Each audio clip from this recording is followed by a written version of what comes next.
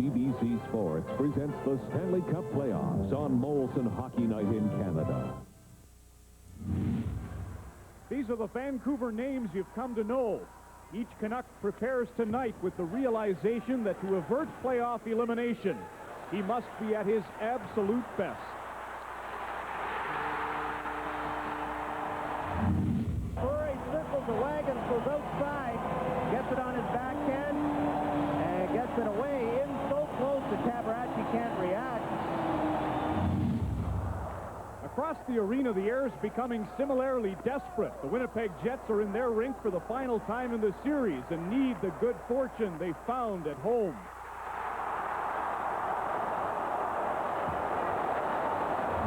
The giveaway, Dave Babbage takes the shot. Look at Igor Larionov. He can't get a stick on it, and Tabaracci, the desperado, reached back, got a piece of it, and cleared it out of his crease. The dress rehearsal is over. Both sides will feel the squeeze tonight.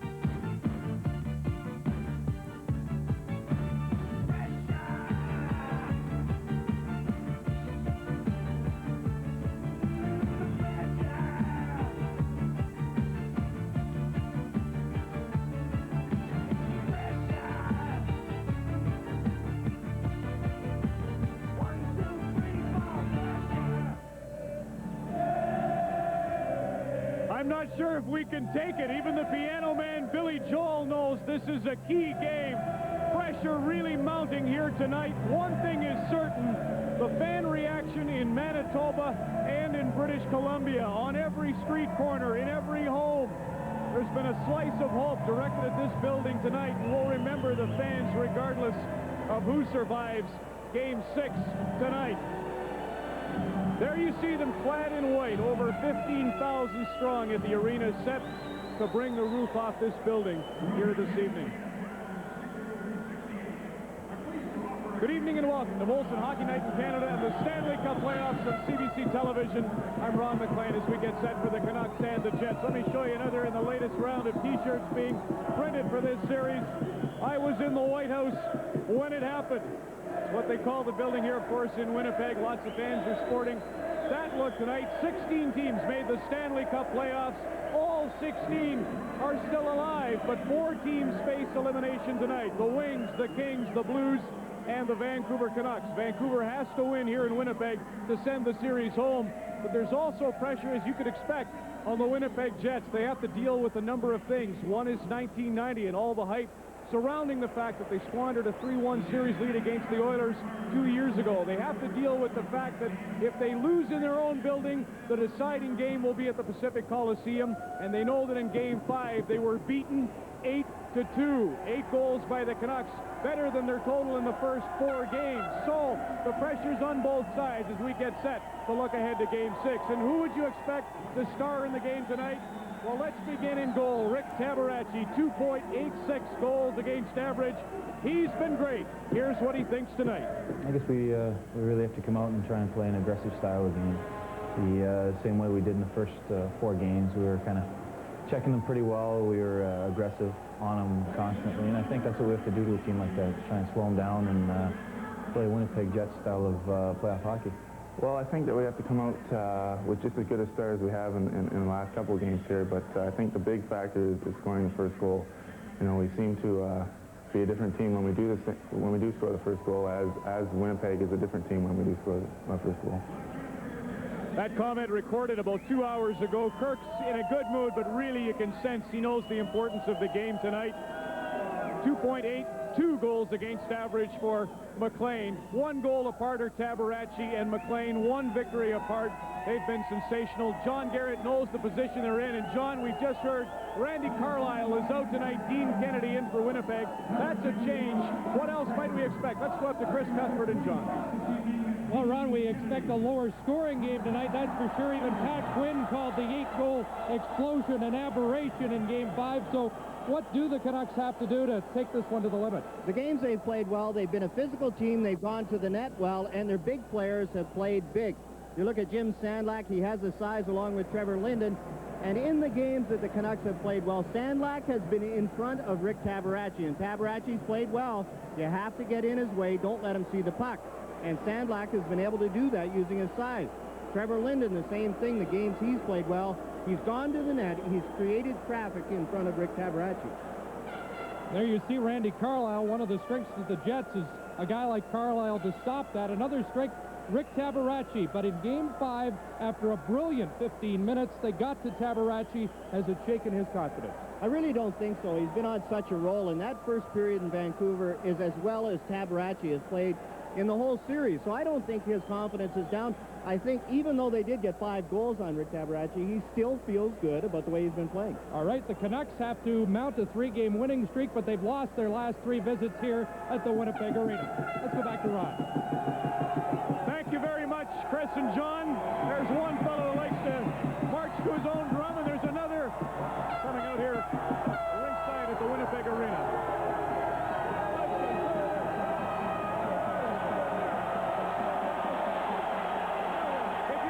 Busy. I'd like to ask you about Randy Carlyle out. Well, I'll tell you something. Randy Carlyle, they're going to miss this guy. This guy is the backbone of their defense as far as I'm concerned.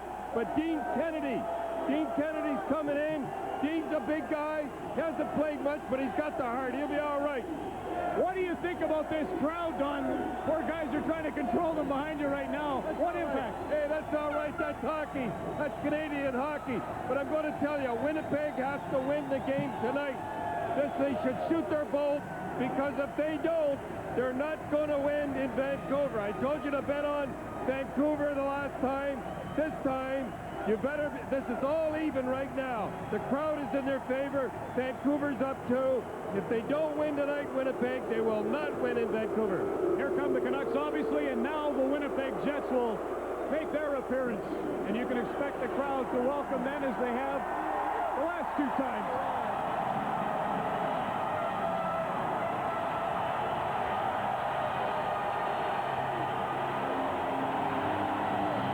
Don, don't you think that Vancouver, if they were to win tonight, they may go home feeling a little relaxed and let up? No way. They grab this one tonight, they'll be sky high. That crowd in Vancouver will go nuts like this one, and they will win if they go back to Vancouver. Shoot your bolt in the first 10 minutes, Winnipeg, because that's the only way you're going to win. Can you name any players that you'll look to try and gauge which way this one will go? Well, you got to go to defense, and I hate to say this, it's such an old tune. Tabaracci and McLean. Tabaracci's got to be better, though, because they've got more talent on Vancouver. He will face more shots. We're going to see what Tabaracci's made of tonight, folks. Not to mention 39 others. What bedlam. The Winnipeg Jets and the Vancouver Canucks. This is Game 6 of the Smythe Division semifinal showdown. The Canucks have to win. The Jets feel they must. And we'll have the opening face-off when we return live on Molson Hockey Night in Canada and the Stanley Cup playoffs.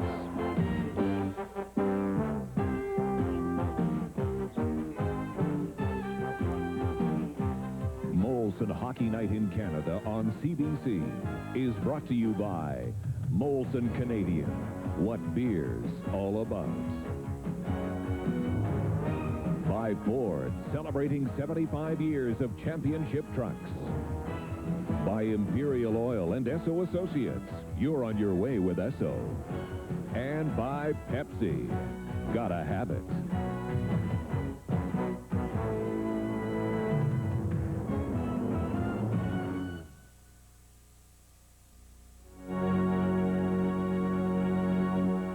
And the head coach of your Winnipeg Jets is John Paddock.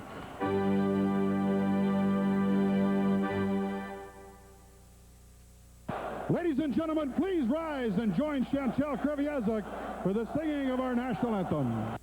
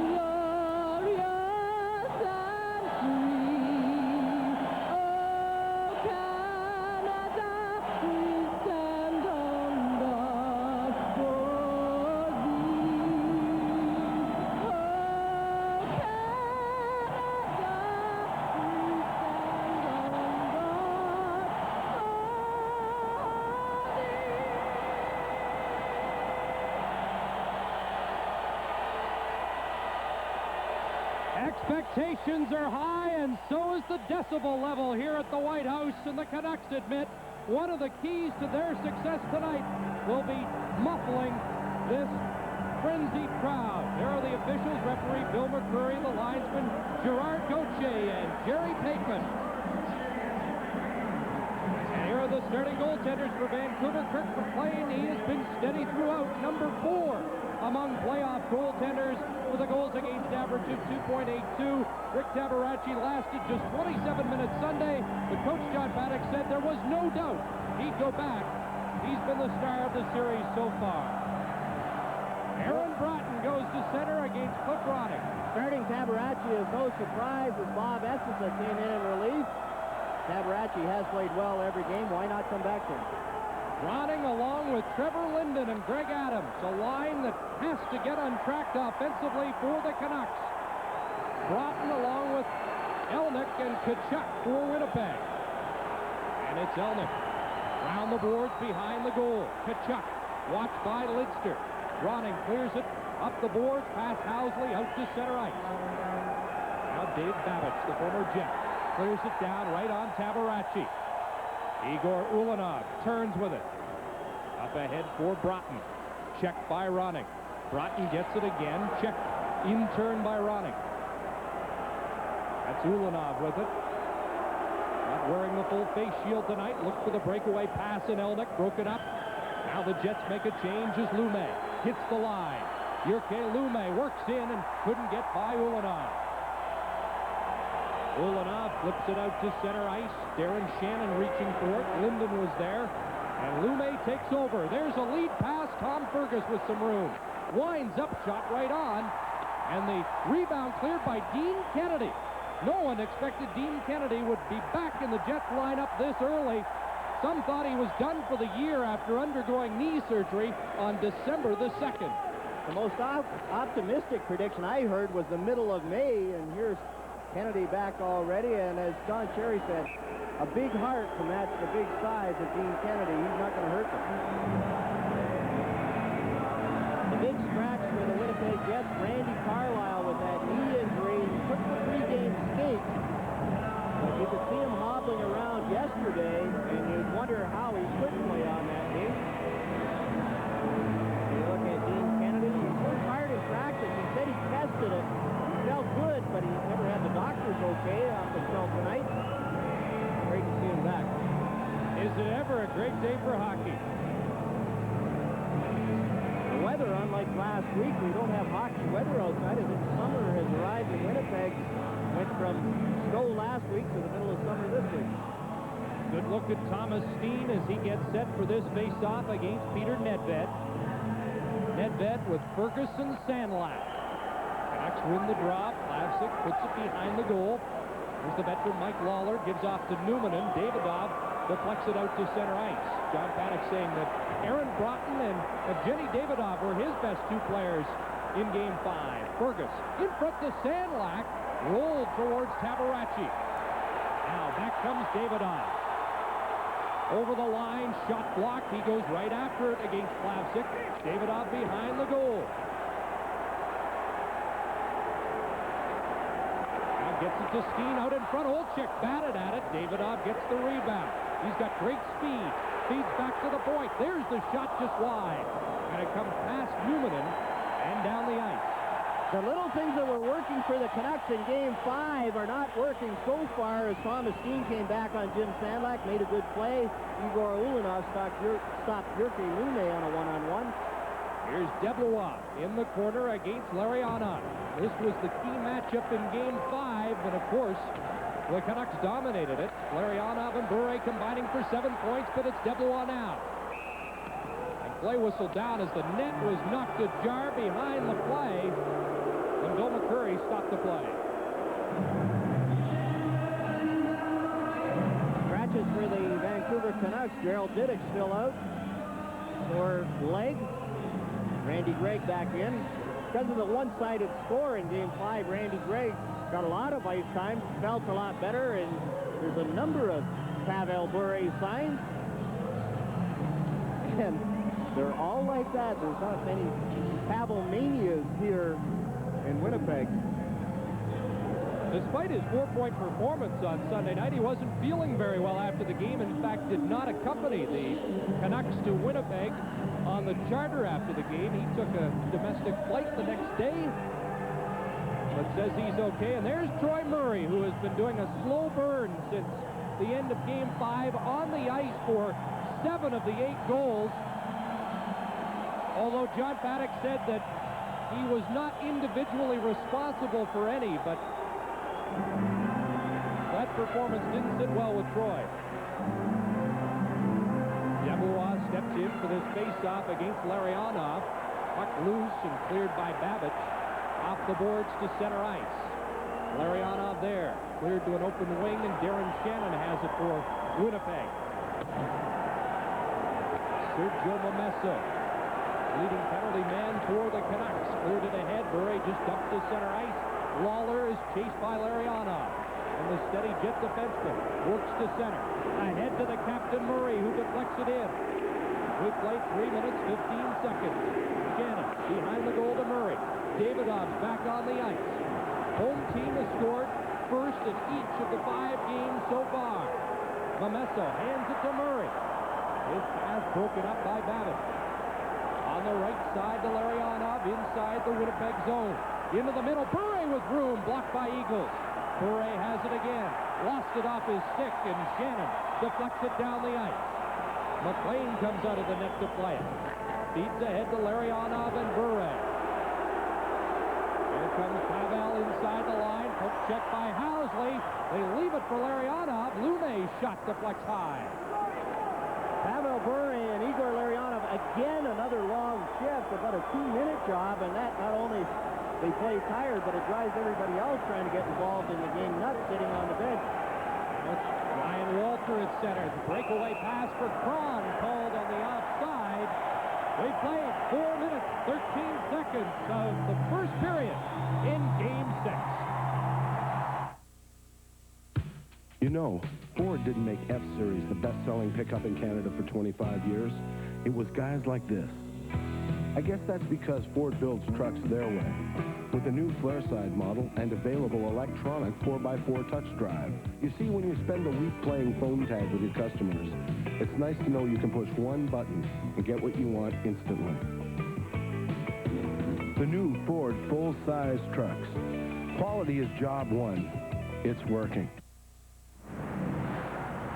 Pavel Bure had a goal and 3 assists in Game 5. He moved the puck around well. Now watch this. 1-on-3 again. Handles the puck. Look at his line mate. Waiting for a pass. And it's broken up at the blue line. Now watch Troy Murray try and get involved here with Sergio Momesso. And Momesso at the last minute tries Murray, but good aggressive play by the Jet captain. Mike Eagles against Ryan Walter, and Sean Cronin's on the ice for Winnipeg. As the puck is cleared into Vancouver territory. Play whistle down. Olesen got caught up with Bill McCurry at the center ice line.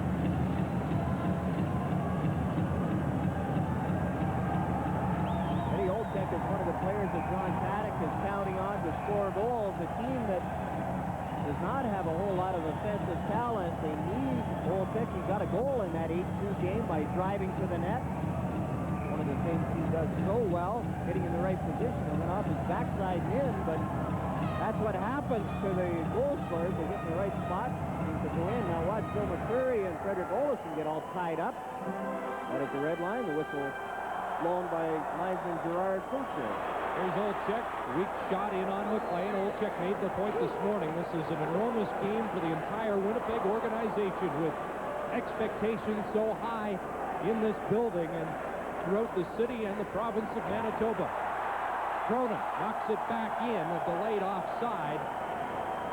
Jets clear the line, and now it's Cron. Out to center, Broughton intercepts that. Aaron Broughton turns at center. Nice move on Cron, lost control, hit by Walter, but Olesen moves up. Here's Frederick Olesen, trying to get a shot away. It's rolled in front, they score! Keith Tkachuk.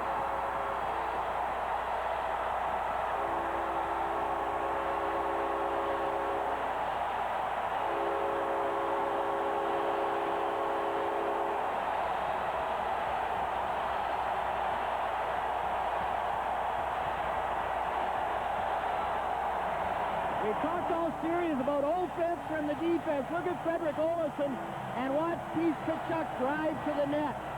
Tkachuk comes into your picture, chips it up and over Kurt McLean. Now watch McLean go down early, and then Tkachuk gets a sand wedge out, chips it up and over the goaltender. Jerky Lumi couldn't clear. Kurt McLean talked about the first goal, trying to get the crowd out of it. And it's the Winnipeg Jets who get the first goal, as Trevor Linden is talking it over with Keith Tkachuk now at the faceoff at center ice. It's Tkachuk's second goal of this series. 5:03, the time of the goal. And Frederick Olofsson made quite a play to make it happen. Aaron Broughton also gets an assist on the goal. Tkachuk from Olofsson and Broughton at 5:03. And here's Ulanov at center, feeds it ahead to Elnick. Housley joining the play. And a good defensive play there by Plavsic. Here's Ronning with the breakaway. Cliff Ronning looking for his first goal. Ronning scores! Cliff Ronning finally has broken his drought. The Winnipeg Jets get caught off ice, and still Housley jumps in, and nobody covers up. Now watch Elnick try and feed Housley, and then nobody covers for Housley. There's Keith Tkachuk jumps up instead of back. And it's Cliff Ronning on the breakaway. Cute little move here on Rick Tabaracci. Take to the backhand, go to the forehand, and slip it in before the net comes off the Murray. It took 21 shots in the series for Cliff Ronning to score his first goal and first point. Just his second goal in the last 16 games. But more importantly, the Canucks answer the Jets quickly. 32 seconds between those two goals, and we're tied at 1. Ronning from Plavsic, and it's 1-1.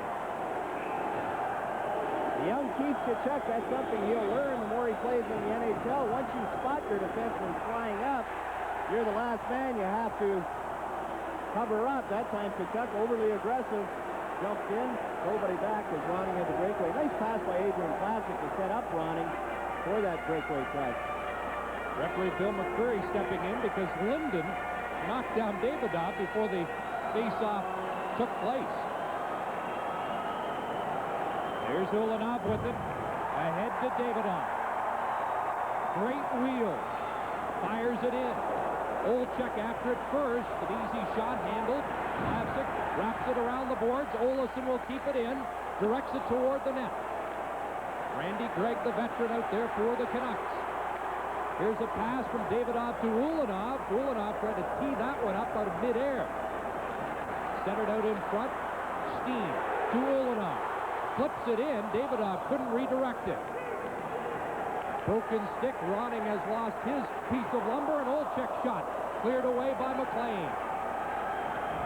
Randy Gregg flips it out, and the Canucks make a change. Davidov back in with Steen. Weak shot goes wide. 13.5 minutes to go here in the first period at the arena, and it's a 1-1 game.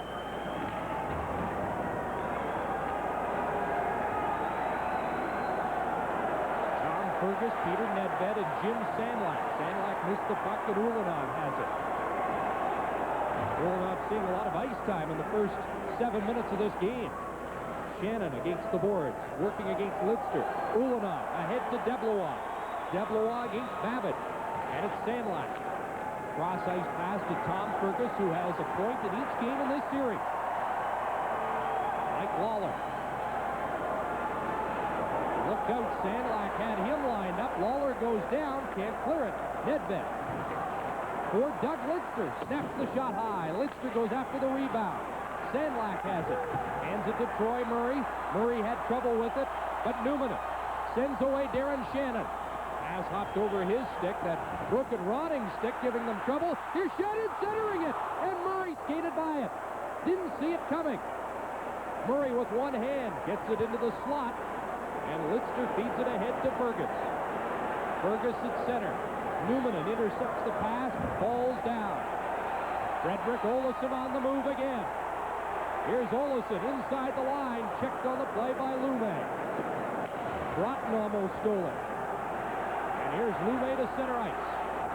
His pass hopped over the stick of Bure. Olofsson down the right side this time. Lined up by Dirk. Olsen sticks with it. Up against the boards, Kachuk. Behind the goal for Broughton. Housley goes to the net. Broughton clears behind the goal, and it's Dirk there. Hands it to Eagles. Wrap around. Oh, and that one dropped on the line. Close call there, and the Canucks clear it out. Much more aggressive Winnipeg Jet team. Their defensemen getting involved. Their forwards forechecking better, and the Canucks having some trouble in their own zone. Back up on the mesh, and play blown down as Momesso and Ulanov exchange words.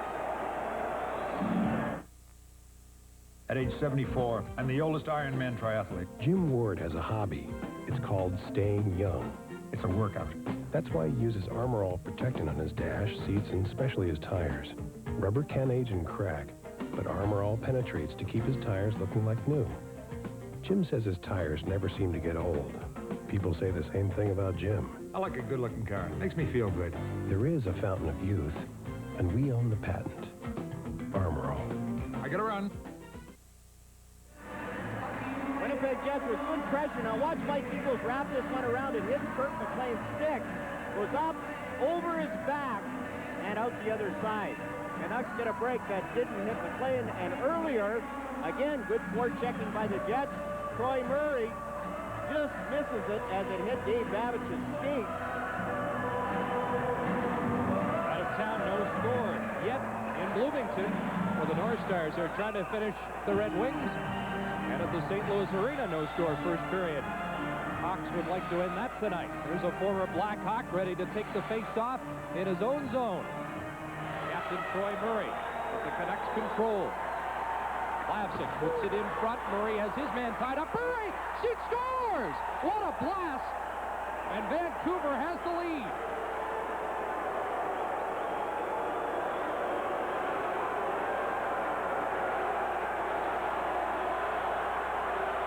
Right from the face-off, the Vancouver Canucks set it up. And they get a break on the pass out as it hits a Jet skate. Mike Lawler right there and goes to Pavel Bure. Now watch Bure tees it up. And from there, he goes by with Tabaracci. Bure gets in a good position to shoot this one. And you see right in the middle, gets good wood on it. No chance for Tabaracci. Pavel Bure with his third goal of this series. Trevor Linden's team record with 4 points in Game 5 and has the go-ahead goal here for the Canucks in Game 6. Randy Gregg, he's got it outside the line. Cleared back in by Mike Lawler. And the Canucks have accomplished what they set out to do here in this first period. Take the crowd into the game. Bure again. That shot deflects high, and they're ducking in the crowd. 10 minutes, 40 seconds to go in the first period. Ronning and Bure have answered the goal by Keith Kachuk.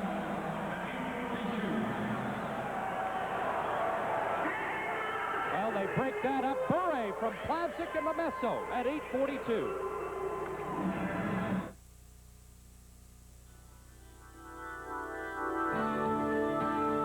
There are differing opinions on what it means to be Canadian. But the classic definition is as follows. To be Canadian, you must be clean, cold, and crisp.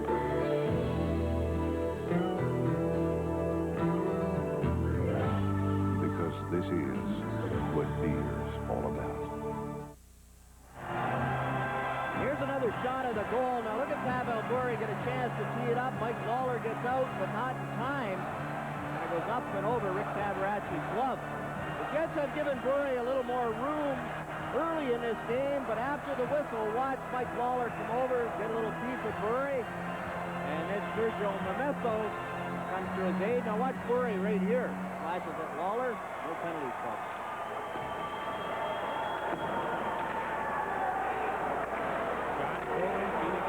Davidov, who missed the pass at center ice. Davidov with Olczyk and Steen. Olczyk started on the fourth line in this game, but now is back up with his old line mates. Cronin hits Steen with that pass. Bumps into Walter, and Steen takes possession.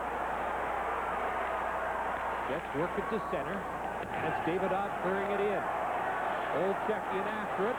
Checks Lidster on the play. Davidov's in front, but Lidster in turn regains possession. Up to Courtnall, who wraps it down the ice. Cronin touches the puck, and we'll have another face-off in the Vancouver zone. You know, there's real magic in Diet Pepsi. It's got that special aha ingredient.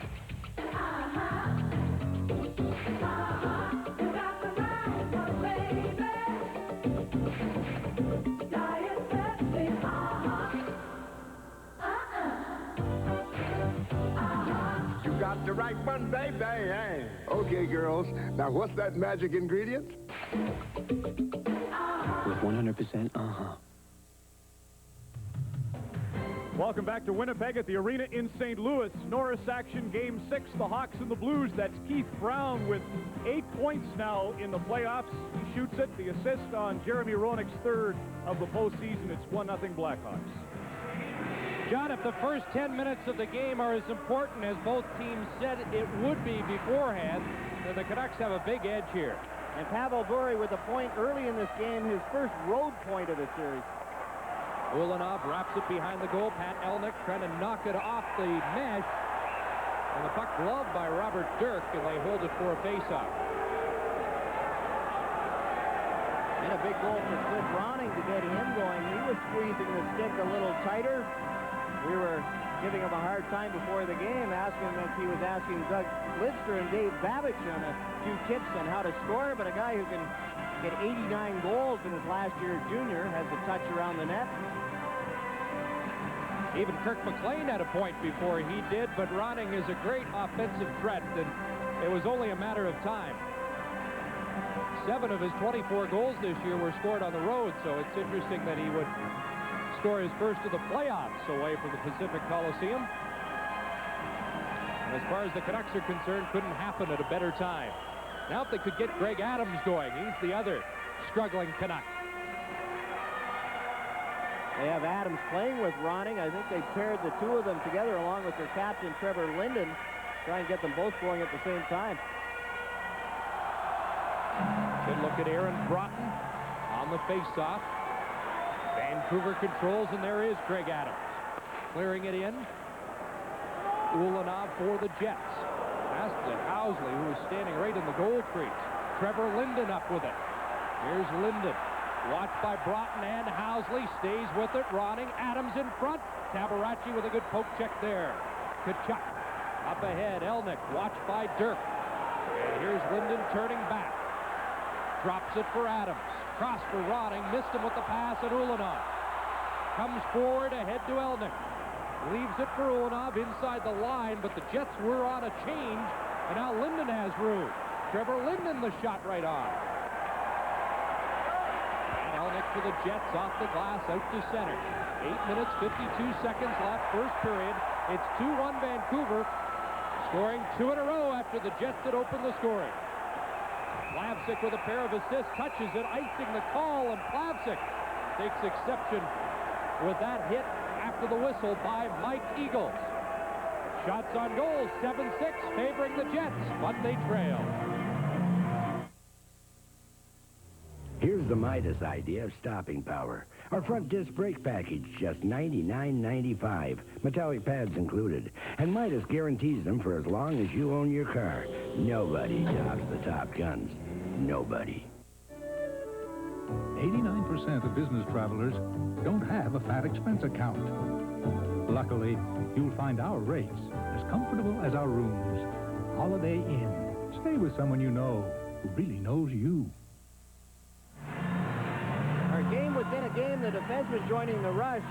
Winnipeg 6 times already. Frederick Olofsson in particular, and the Canucks have forechecked well. They have 3 hits already in the offensive zone and creating some turnovers. Watch this good forechecking by Cliff Ronning. Makes the bad pass, and in comes Trevor Linden. Good control by Linden, uses his size on Phil Housley. And watch Greg Adams in front. He's all by himself. Look at Adams. But Rick Tabaracci gets his stick on it and tips it away.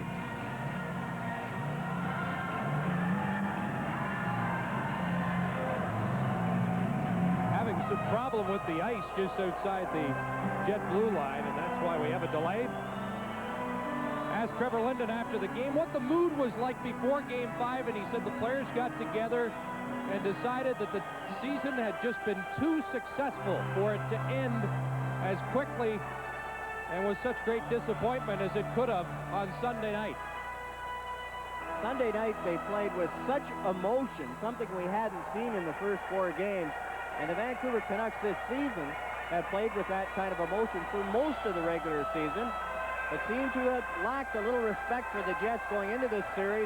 Got it back, trailing 3-1. Look at the intensity on the face of Mike Eagles, set for this draw that he wins against Peter Nedved.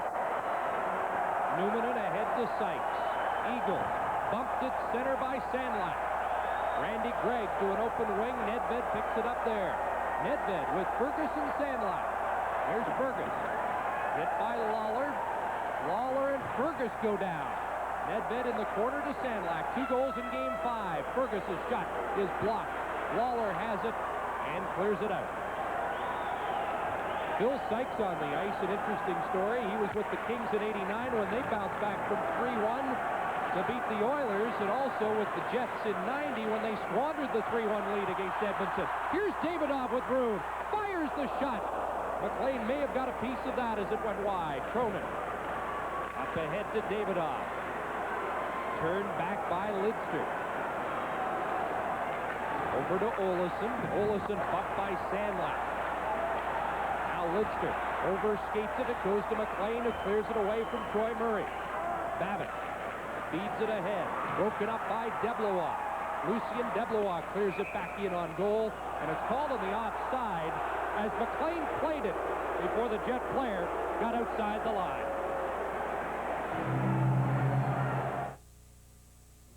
Do comfort and adventure go together? They do now. Introducing the Explorer with car-like comfort, the largest interior available, and 4-liter power. Explorer. No wonder it's the best-selling vehicle in its class. Explorer. Quality is job one. It's working. Jim Sandlak has played well all series long. Probably the most effective Canuck forward here on Frederick Olesen. Good solid hit. He and Sergio Momesso. And then earlier on, Mike Eagles, the smaller player, tries to duck under Sandlak, but Sandlak effectively takes him into the boards. They call him House in Vancouver. You know, after that first hit on Olesen, there's a strange hop off the boards. McLean surprised by that one. On that first hit against Olesen, John Paddock jumped up on the bench, wanted to see a penalty for cross-checking. Lawler chased back in his own zone by Larionov, but now skates to center ice. Mike Lawler, not known for his rushing, feeds it in, kicked aside by McLean. Deblois in the corner, fed out to Troy Murray. Murray took a look and overskated the puck. Back to the point. There's the shot. It goes wide. Murray after it. The Jet captain watched by Larionov. Still looking for his first point in this series. Murray persistent. Now it comes back to the point. Newmanen with the backhand into the corner. Murray's there. Looks in front. Shannon backhand right on. Now the Canucks start back. Momesso out at center ice. Chris crosses with Bure and clears it in. Good pressure by the Winnipeg Jets, something we didn't see at all in Game 5. They've had more good scoring chances here in the first 15 minutes than they had in the entire game in Game 5. 6 minutes, 18 seconds to go here in the first period. 2-1 Vancouver. Shannon at center ice. McLean hands it off to Lume. Ahead to Ryan Walter. Rink wide it goes. Courtnall speeds after it. Housley there for Winnipeg.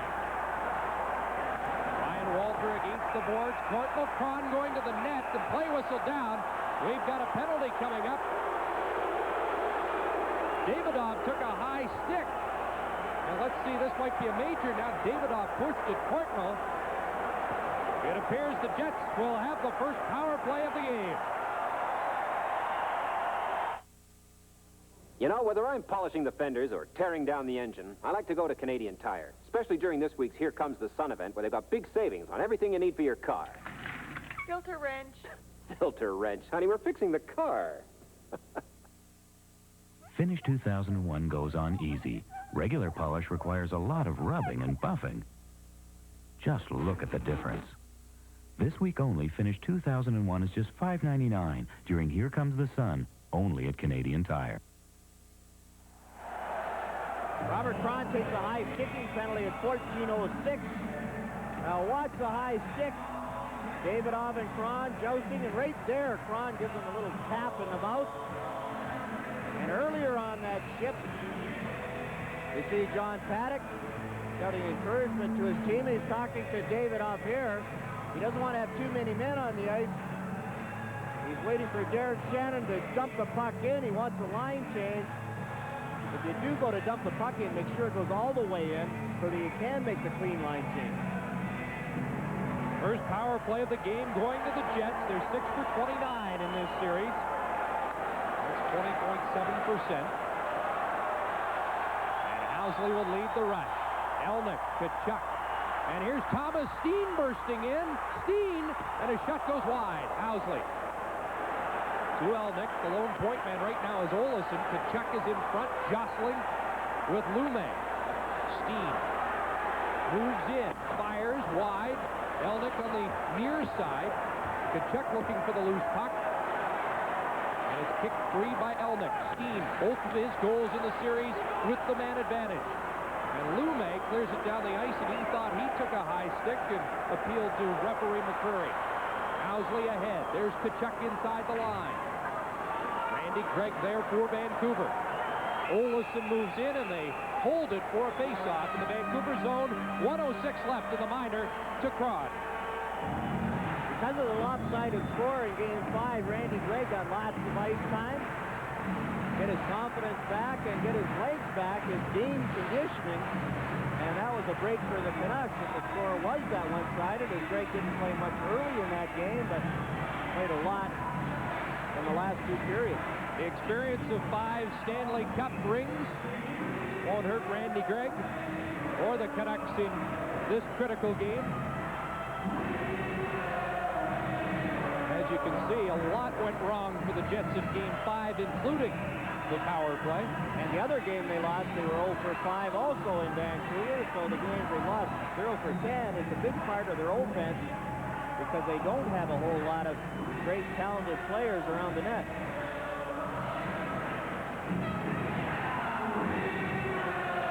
I want to see what they do in Winnipeg at Halloween because they do a pretty good job in April. Jets, by the way, 4 for 13 with the man advantage here at home in this series. Housley will lead the rush to center. Now hands it off to the speedy Davidoff. Davidoff over the line, drops to Housley. There's Olesen. Aaron Broughton tried to put it in front. Plavsic broke that up. Broughton gets it back. 37 seconds to go in the power play. Olesen has some room. Shot blocked by Linden. Davidoff went after it. Olczyk cleared around the boards. Olesen will pinch in and get it. Watched by Linden. Behind the net again. Olczyk to Davidoff. Jets looking for the tying goal. Davidoff winds up. Blocked by Gregg. Olczyk against Gregg in the corner. Davidoff against the boards. Working against Brian Walter. Comes free for Olczyk. Now Davidoff knocks it to the point. Housley with 3 seconds to go in the man advantage. Olesen. Penalties over. Shot right on. Threw a screen and a deflection, but McLean got a piece of it. Now Cron. Back with Linden. 2-on-1. Linden and Tabaracci got a piece of that, and it deflects over the glass and out of play. Not much happened on the power play, but as soon as it was over, Pat Quinn's Canucks got a great scoring chance. Robert Cron is a great skater. He came out of the penalty box, used his speed, and this is what the Jets need, is a big save from Tabaracci. That shot's a good save by Kirk McLean, but watch this. Robert Cron using his speed, and look at Tabaracci come across on Linden. Linden can't one-time it as he had to reach too far. That gave Tabaracci enough time to slide over and make the save. Now watch Linden reaching for this pass. It's so far in front of him, he can't just one-time it. He has to wait, take the shot. That gives Tabaracci time to recover. Despite the 5 goals allowed in 27 shots on Sunday, Tabaracci has the third best save percentage in the playoffs so far, behind Mike Richter and Tom Draper. And here in this period, the Canucks' good chances, they've had only 3 or 4, but 2 of them went in. And that's what the Jets needed, was a big save from their goaltender to keep it close. Murray has words for Jerry Pateman because he didn't drop the puck in. And when he does, Murray wins the draw. Momesso almost stole it. Out at center ice, Lawler gives chase. Beaten to the puck by Lidster. Lawler and Momesso meet at the line, and it's Numminen. Teppo Numminen, left wing to Shannon. He couldn't control it. Numminen will try it again. On the other side to Lawler. He shoots it in. Murray there for Winnipeg. Shannon is tied up along the boards. Murray gets another chance. He's being watched by Larionov. Murray spins off the check, now loses his stick. Larionov clears ahead to Momesso. Momesso takes a look, sees where Bure is, hits the line. Babbage joins the rush. Momesso fires. That's blocked. Now Bure comes across, picks up the loose puck, just keeps it in. 2 minutes, 45 seconds to go. First period, 2-1. Canucks lead it. Lume to Larionov. Almost lost it to Steen. Lume again. Numminen broke that up. Clears it down the ice. Dirk back to touch it. And icing the call. Jets have outshot the Canucks 10-7 so far in the first period. Priority Courier, I have a pickup. Call Priority Courier for overnight delivery, and you're dealing with Canada's largest courier network. You've got the whole country covered. Evenings and weekends, too. Priority Courier gets it there overnight, guaranteed. Because your priorities are ours. Don't forget the grape one in the coach's corner in the first intermission. And I'll tell you what, if he did coach's corner in the rink, nobody would leave here. And of course, Game 6 of that Adam Semi tomorrow, Canadians and Whalers from the Civic Center. Canadians trying to end that series. They were on the run last night, trailing 3-1 before they came back for their victory. John Cronin behind the goal. Feeds it ahead, and that pass just over the stick of Thomas Steen. And it's another icing call against the Jets. Pat Quinn has done a good job keeping his team's highs not too high and his lows not too low this season. Even when they were trailing 3-1 in this series, they still appeared to have a confident air about them. And they showed it in Game 5. Interesting the way he stressed the Canucks' defensive performance in Game 5, even though the big story was 8 goals. Easy to play a good defensive game when you have the puck all night, and the Vancouver Canucks did in Game 5. Carried the play completely for the Jets.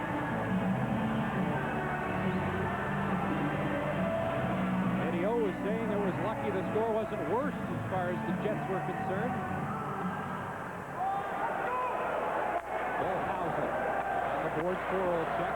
Robert Dirk moved up on him. Ulanov near side to Steen. Steen, the leading scorer for the Jets in this series. Tied up there, Nedved came in. Now Fergus has the loose puck. He's checked. Housley was moving forward, but lost possession. But he was backed up by Ulanov. Now Housley's loose.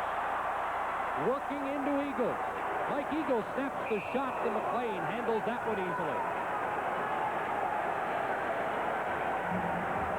McLean not happy about the way the Jets skated to the net. Somebody knocked the net off, but Kirk's not happy. Noticeably absent behind the Jets bench tonight. Greg Messenger is at the hospital with his wife. We'd like to pass on our congratulations to Craig and Vicky. And a future NHL goaltender, Jacob Lindsay, 7 pounds, 1 ounce, born this evening. And I'm sure Craig is enjoying watching the game with his new son. Terrific.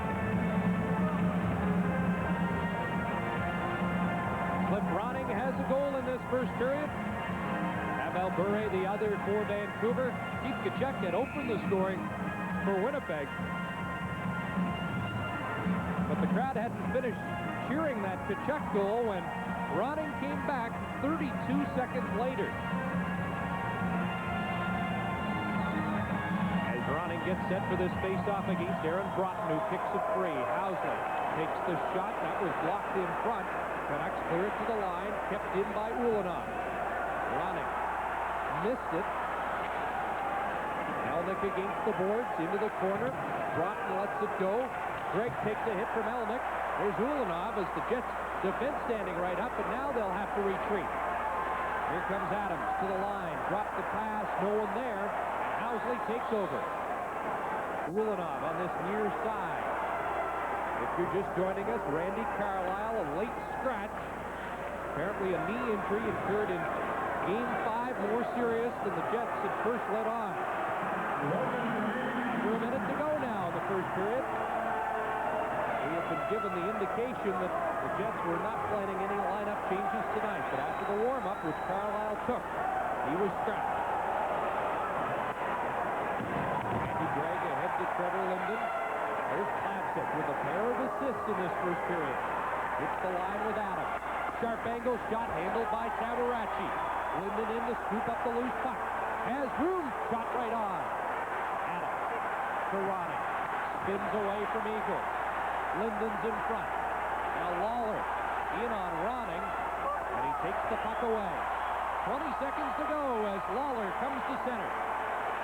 Murray and Sykes on the ice. Jets completing a line change. Adams has it slide by him. Housley at his own line. Murray almost lost it to Larionov. And that will do it for the first period, and it was a good one for the Vancouver Canucks. For the sixth straight time, the home team scores first, but the visiting team answers right back. Coming up in our first intermission, Don Cherry with Ron McLean in the coach's corner. And the score at the end of the first period at the arena in Winnipeg, it's the Canucks 2, the Jets 1.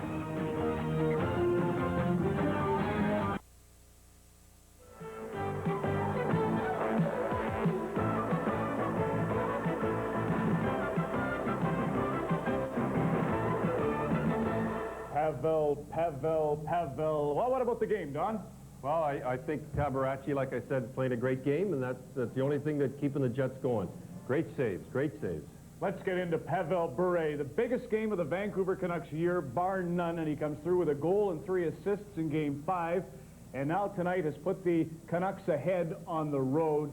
Will you relent, confess, admit that Bure is tremendous? I mean, just a minute. You know, I open myself up. I often wonder why I do this. I go into Vancouver. I say what I feel about Bure. I open myself up. He's a good skater, good shooter. You know he's going to get points eventually. But I'm up there. Canadians are the best. Canadians are the best. I get ripped to shreds in Vancouver, get ripped to shred everywhere. Bad write-ups. Just a minute. That's right. Bad write-ups. Those left-wing pinkos, I don't care. He scores. You look at me with that, I'm going to get you, you know. So you get, after a while, it's only the first series, and I'm thinking, what? I got the middle of June. I'm going to get this everywhere I go. And then something happened yesterday. Even me, I get a little, you wonder. Something happened yesterday. St. James were practicing out here in Winkler. So I'm sitting up there by myself, just sitting there, and after they were through, they all crowded around me. Were asking me questions. Can I just say the junior teams participating in the Centennial Cup? Not everybody. Right. Well, anyhow, they do. And they come around, they're asking me questions, and, you know, going through the whole thing, and we're having fun. I was in my element with the hockey players and everything, you know. And you know what they said as they left? Look, Grapes, I want to thank you, for all of us, sticking up for us and saying Canadians are the best. We're out there working on the ice. We're dedicating our lives. So, just a minute. You had yours say. Dedicating our lives, well, you're having it now. I'm having mine now. Dedicating our lives. We know you're taking a lot of heat in the players, but Grapes, keep it up. Don't pay any attention to those guys. We love you. Hockey players love me. Left-wing pinko writers, I couldn't care less. Write all you want. I love it because those guys love me, and that's all I care about. But nobody is saying there's anything wrong with Canadian junior hockey or Canadians playing in the National Hockey League, but just admit that Europeans can contribute and that former Soviets, now members of the CIS. I'm a redneck guy, just CIS. I'm telling you, I cannot believe how I sold a guy, you stopped on his sweater. I sold a guy the first game, he did nothing the first game. He's a keeper. Just a minute. He did nothing the first game, the second game, because as Canadians, we have an inferiority complex. My mouth is so dry now, I could dry somebody. We have an inferiority complex. I have none. Players have none. You people might love the Russians, the Swedes, and everything. I love young Canadian hockey players. I still love them, always will. I know those other guys are good. Fedorchov, Nechinov, all those guys are good. But I'm pumping Canadians.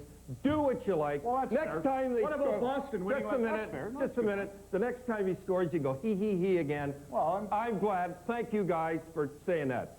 Boston, my mouth's so dry now. I'm kind of emotional here. Canada dry. John Muckler, I have to admire him, and he can go and get a team after they lose at home in overtime and get them back again. I have to eat a little crow there too, that he could get Buffalo to turn it around going there. That's the hardest job in hockey to do. Now, I don't want to get you riled up any more than you are, feeling passionate about the Canadian juniors in Winnipeg, but what about Darian Hatcher getting 3 games for the shot on Kevin Miller, where he took a stick, turned the blade over, just as he had done with Dino Ciccarelli. I know. Second-time offender, and I don't have anything against Darian, but... I know, when you do that, he's got a bad reputation. The guy was fallen this time, and I know I don't want to get into that. There's enough going on. We could have showed the Moog thing last night, but I want to show one thing. We got to go now. You hit me. We got to go. Go ahead. All right. One little thing I'd like to show you. I'd like to show you Lucien Delbois, and all you kids out there, here's what Lucien is doing. We got time. Can we show that, Mark? Now look up. He's going to look up here. You know what he's doing when he gets it back? He's praying. He's saying, thank you, God. All hockey players before a game pray before a game. And all you kids, and listen, I'm the toughest guy in the world. I've never heard the Lord's name taken in vain in the dressing room by a coach. Remember that. After that, it's fair game. But never, ever, because pro hockey players never take the Lord's name in vain, and mark that on the wall. I just thought I'd throw that at the end. Don Cherry in the coach's corner on Molson Hockey Night in Canada. Love a Molson right now on CBC.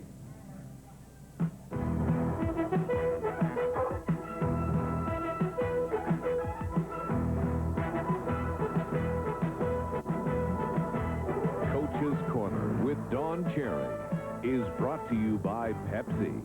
Gotta have it.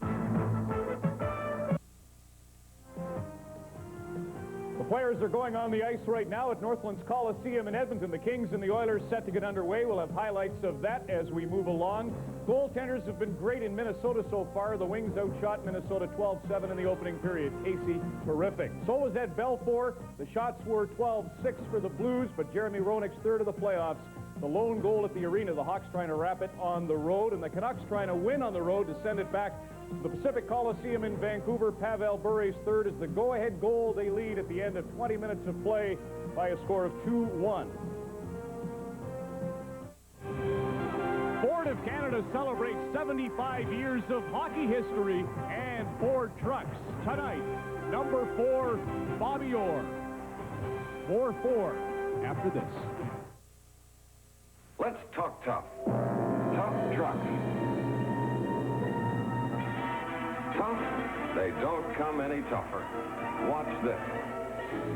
Continually being proven and improved the year round. Year after year. They're tough. Built like the big ones and engineered to drive like a luxury car. It has all the built-in quality of a true champion. And that about sums it up. The sport of hockey changed for the better in 1966. Bobby Orr arrived. The Bruins recognized what they had and quickly built their entire organization around his incredible talent. In 1970, the Bruins faced the St. Louis Blues in the final and won the championship with Orr providing the difference. Then, 2 years later, their arch rival, the New York Rangers, became the victim of Orr's magic. As a result of these 2 sensational seasons, Bobby Orr became the first player in NHL history to capture 2 Conn Smythe trophies as the playoffs MVP. Ford of Canada celebrates 75 years of hockey history and Ford trucks. This portion of Molson Hockey Night in Canada on CBC has been brought to you by Ford, celebrating 75 years of championship trucks. Here's the summary of the first period. Kachuk opened the scoring, but 32 seconds later, Cliff Ronning with his first of this series. Pavel Bure with his third. And that's why Vancouver's up after 20. The shot by Bure on the bounce off Mike Lawler's skate. You see Lawler reach for the puck, and it goes right through Mike Lawler and past Rick Tabaracci. The Jets much more aggressive in Game 6. Pat Hellenick with a good solid hit. And watch Mike Eagles as Randy Gregg again is the recipient of a good solid body check by one of the Winnipeg Jets forwards. 6 hits by the Canucks forwards. That's more than they had in Game 3 in the entire game here in Winnipeg. Defensemen joining the rush. Much more active tonight with 9 times they jumped up. Especially early in that period, the Jets defensemen were very active. Ready for period 2, and they're starting to make some noise at the White House, but the Canucks silenced this crowd in the first period. From the draw, Ulanov hands it right to the captain, Trevor Linden. Linden lost it, and now Broughton on the move. Here's Broughton in the slot, banned on the shot, and Greg Adams turns back. Adams, Ronning, Linden starting for the Canucks in the second period. Adams overskates it. Linden goes after it. He's up against Ulanov. Broughton helped out, couldn't clear it. Adams back to Linden. 3 shots, first period. There's a chance. Blitzer, Ronning scores! And Cliff Ronning is officially out of the slump now. Amazing what one goal can do for a good sniper like Cliff Ronning. The confidence is back. And again, the Canucks get a nice little bounce in front of the Winnipeg net. Here's the pass. Now watch this shot by Lindster. It's blocked by Housley. It goes right back to Lindster, over to Ronning, and look at Ronning. Pull it back through his forehand. Get it up and over Rick Tabaracci. Now watch Ronning coolly pull it back and make sure that the goaltender's got no chance whatsoever. Well, they scored 32 seconds after the first goal of the game by the Jets, and now 34 seconds into the second period. It's Ronning again. Another big goal, and the Canucks lead by 2. Peter Nedved clears it back in. Ronning, Lindster, and Linden on the scoring play at the 34-second mark. Olesen starts back for Winnipeg. Here's Olczyk. Broken up by Dirk, off the boards and down the ice. And Olesen touches it, icing the call. That is Trevor Linden's first point on the road for the Vancouver Canucks. Look at Pat Quinn and what he did with Philadelphia when they were on that 35-game unbeaten streak while he was a coach. Same thing as with the Canucks. Keeps them nice and calm and cool. Now watch Doug Lindster all by himself. Good play by Housley. They get a bad bounce. It goes right back to Lindster, and look at this. Pull to the forehand, no chance for Rick Tabaracci. Doug Lindster suggested that he sensed the Jets tiring in Game 5. The heavy hitting by the Canucks, a bigger team wearing them down, and without Randy Carlyle, that's a big hole in your defense to fill. The other 4 playing a lot. Gene Kennedy only had 1 shift in the first period. Troy Murray digs it free, but Larionov is there for Vancouver. Dumped it in front. McLean tries to clear it. Dangerous pass by Larionov. Now Mike Lawler at the point trying to work in. Centers in front. DeBlois just missed it. Goes back to Murray covering Lawler's point. He wraps it around the boards. Newman gives chase. Beat Bure to it. There's DeBlois back to Lawler. Tees it up. Shot is blocked by Larionov. Momesso working for it. Had possession momentarily. DeBlois knocks it away. Shannon behind the goal. Jets trying to get something going. Down by 2 here, early in period 2. Momesso at center ice with Bure. Momesso snaps the shot, and Tabaracci hangs on. Rick Tabaracci and net again for the Winnipeg Jets was so outstanding in the first 4 games, and at the start of Game 5, he plays an ordinary game, although he's had no chance on the goals by the Vancouver Canucks.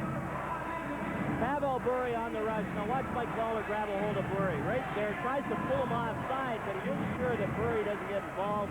Can't go to the net for a rebound. And it's been Lawler or Newmanen out against Bure for most of this series.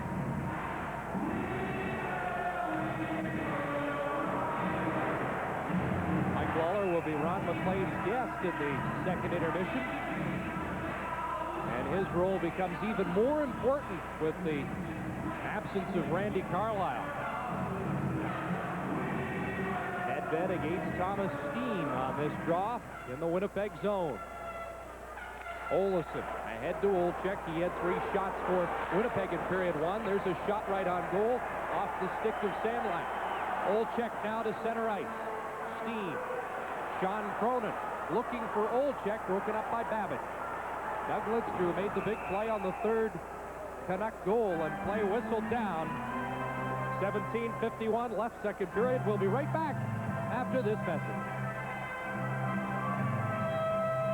Hi, folks. Terry at the Truck Center in Kelowna. You know, folks, we specialize in late-model, low-kilometer used trucks. And here's a good example. This truck has got 14,000 kilometers on it. It's a 91 model. It's a 4x4, and it's a super cab. And listen to the price, only $17,000. The dealer will tell you about $23,000 for new and just like it. This truck is what we call the Black Knight. Everything's blacked out on it, the windows, the interior, everything. This truck is like brand new. You go to replace this, he's going to tell you $27,000 or $28,000. Our price, $19,000. Best truck deals in BC, you betcha.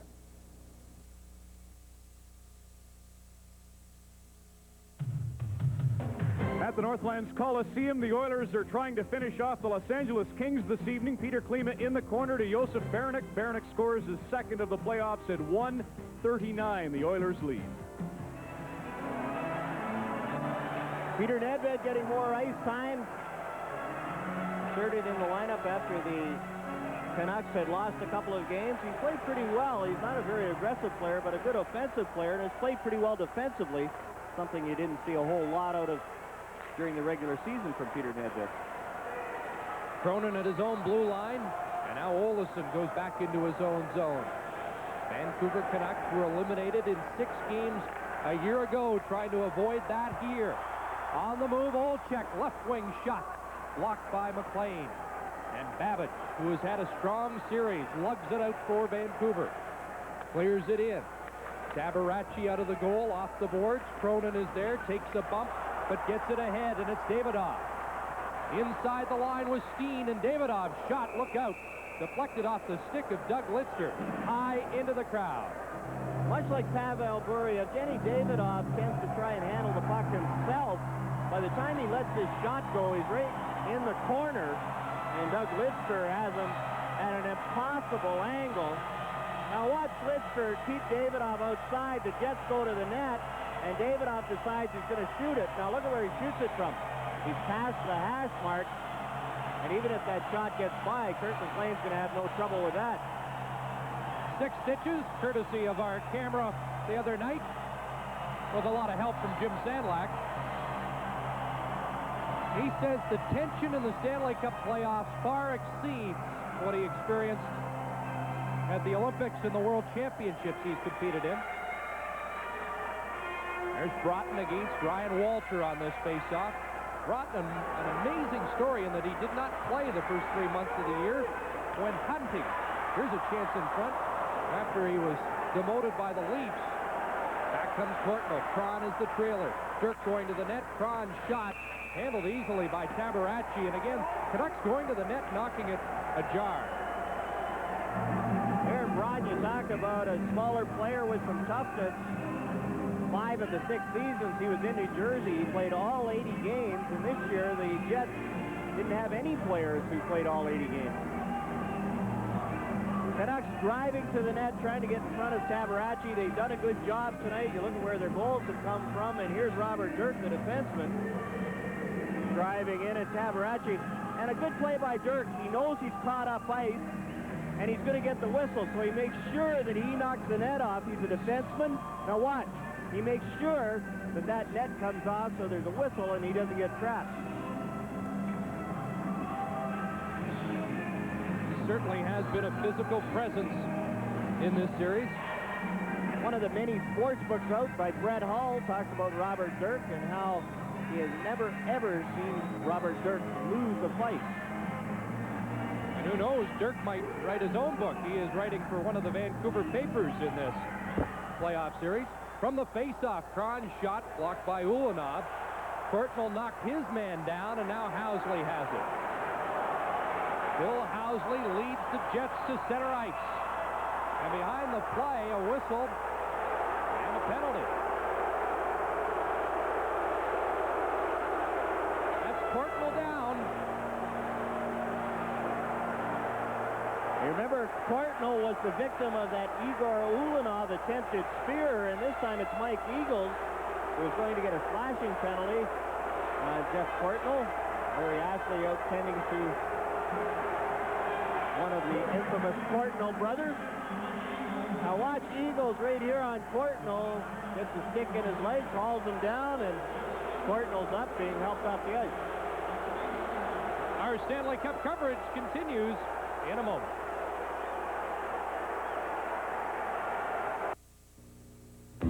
As a real estate agent, you are it. NRS recognizes that you are the most important asset the company has. At NRS, you work for yourself, but not by yourself. You'll be given a personalized business plan, an international listing service, a proven method to secure developments, and a self-promoting program that puts your name out front. You are it. So, start at the top.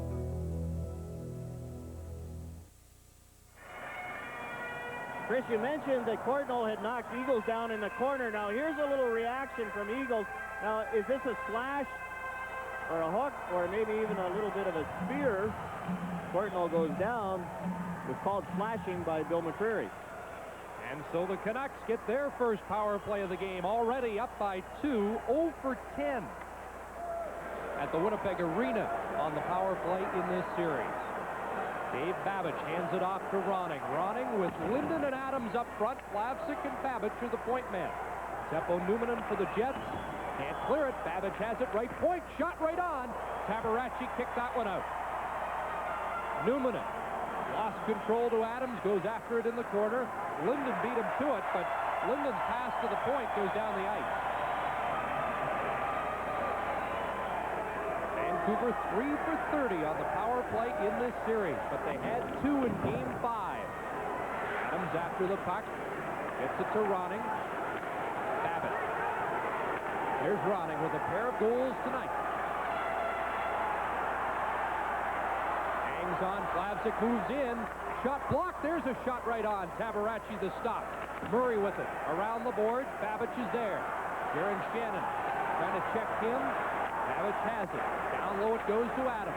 Linden's in front. Plavsic moved in. Now moves back out again. Ronning fires wide. There's Plavsic. In for the captain. Dragged down by Numminen. Now Numminen reaches for it against Ronning. Lawler up with it. He put it over the glass, and now Ronning. Check that. Adams and Lawler stare at each other and have words. Numminen and Linden there, too. The Jets trying to clear the net in front of Rick Tabaracci, and it's Mike Lawler who is the recipient of that check by Adams. And there's Adams and Linden trying to get in front of Tabaracci, and look at Lawler tying Linden up. And Adams, little chops by Mike Lawler. And Adams still there, and look at Lawler. Good, smart player, stays between, close enough so he can react, and then he reacts there. Adams at an impossible angle. And watch at the end of the play, a little touch by Greg Adams right behind Bill McCreary. And no penalty called. Fans trying to get back into this. Big penalty kill for the Winnipeg Jets. Give them something to cheer about. 31 seconds left in the Canuck power play. Vancouver with a 3-1 lead. Larionov and Bure out with Momesso now. Jets control the face-off. Can't clear it, though. Here's Lume. Chopped by Broughton. Lume back to Larionov, covering at the point. Here's a chance for Bure right on. Tabaracci holds on. Larionov to Bure, and you see Bure come over and thank him for that pass, but by the time Bure takes a shot, he's almost in the corner. Tabaracci reads the play well, but watch this pass from Lariano. Nice, soft, flat pass. But look at where Bure is. Deep past the face-off shot, and Tabaracci makes the save. Left-handed shot coming out from behind the net. He has a better angle, but still not a great one. Gets good wood on it, but Tabaracci is already there. Prior to Game 5, I said to Igor Cooperman, you've really put a blanket on Bure, and he laughed. He said the expression in Russian is put a stone jacket on. Well, Bure has taken the stone jacket off. Lidster faked the shot. Lume. There's Bure. He has the other goal for the Canucks tonight. Cross ice. Lidster shooting. And that hit a skate in front. Bure right on. Now the Jets back at full strength. Trying to clear it out, but Momesso kept it in, or did he? No, it's called by Jerry Gauthier at the line. So the Jets, looking for a spark, have killed that Canuck power play. Today, Pepsi announced a new slogan. Mere words? Or is the taste of Pepsi so big, America's really got to have it? Gotta have it. It's something I felt for years, but never had the words to express. If it's so popular, how come everybody's drinking it? Henry's only regret is that he started drinking Pepsi this late in life. The phrase, gotta have it, strikes a chord deep in the human psyche. Now that everybody's gotta have it, Pepsi's not gonna need celebrity endorsers anymore. And that's what I've been saying all along. Don't forget, tomorrow night, it's Game 6 of that Adams Semi. The Canadians and the Whalers from the Civic Center in Hartford. And if necessary, we'll be at the Pacific Coliseum Thursday, where I'm sure they'd be making plenty of noise, too, for Game 7. Pavel Bure at the side of the net on that power play, hit by Frederick Olofsson. To make sure, as the Canucks do try and set it up for Pavel Bure. Olofsson right there. For Jet fans, that great Olofsson rush, which led to the first goal, seemed like it was hours ago. Olofsson may take another foray into the zone. Olczyk shot high, and that has everybody ducking in the crowd behind Kirk McLean. Again, Frederick Olofsson leading the rush, but Ed Olczyk unable to keep that shot down low enough on Kirk McLean. A BBJ on the side of Eddie Olczyk's helmet. U.S. Olympian and U.S. World Championship team, played for Bob Johnson. Our playoffs dedicated on CBC to Bob Johnson this year. Great day for hockey, and all the American players who are in the NHL at one time or another, most of them played for Badger Bob. Portnoy back on the ice, bumped by Olofsson, and Olczyk clears it in. Kirk McLean around the boards. Davidoff had a bounce over his stick. Linden gets it out. Here's a 2-on-1. Ronning and Portnoy against Olofsson. Ronning right in. Maybe went too far, and Tabaracci made the save. Well, you can never say that, though, with Ronning, because he's so quick. He looked like he went by the net, but came back, had so much time, got a tough shot on goal. Olczyk right on. Kicked away by McLean. That was all started by a puck that bounced off Bill McCreary's foot as Sean Cronin was pitching in. Here's Portnoy back inside the zone. There's the shot blocked by Housley. Tabaracci flips it in the corner. Linden there for Vancouver. Linden dumped on the play, and now it's Housley skating out. Ahead to Olczyk. Housley moving in on the play. Fires it, and another shot high. Tell you what, it's been a rough period for those fans.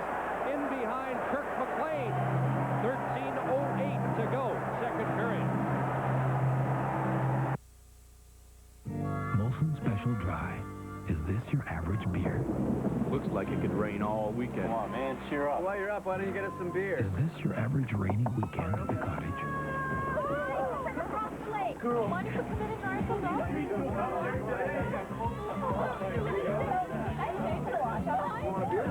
Molson Special Dry. It just could be the best beer ever brewed, anytime, anywhere. Looks like it could rain all weekend.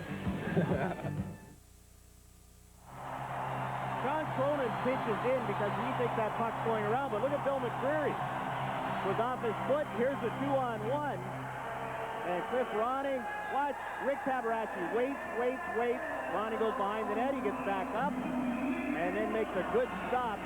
And that should be a game saver. Remember that one. Should the Jets come back, it's a lot easier to come back from 3-1 than 4-1. Shots now 18-12 favoring Vancouver. The Jets with just 2 shots on goal so far in period 2. Here's Bure back in. Wrist shot wide. Shannon ahead to Troy Murray. Murray right wing feed to Deblois. The winning goal in Game 3. Up by Dirk. Momesso takes a hit from Murray. Shannon hits his man. This line coming out aggressively to start this shift. Murray knocks down Lume. Fans react. Lume stays with it and comes up with possession. Hit to Momesso, and he dumps it out to center ice. Murray chops it down. Mike Lawler back into his own zone to Newman. Ahead to Deblois. Lead pass just off the stick of Shannon. McLean with a little stick handling to Momesso. Loriana hit by Murray. Lawler takes over. Kachuk came over the board. He goes after it. Up against Robert Dirk. Momesso ahead to Lariano. Owsley watching him. And now the fans starting to make some noise again.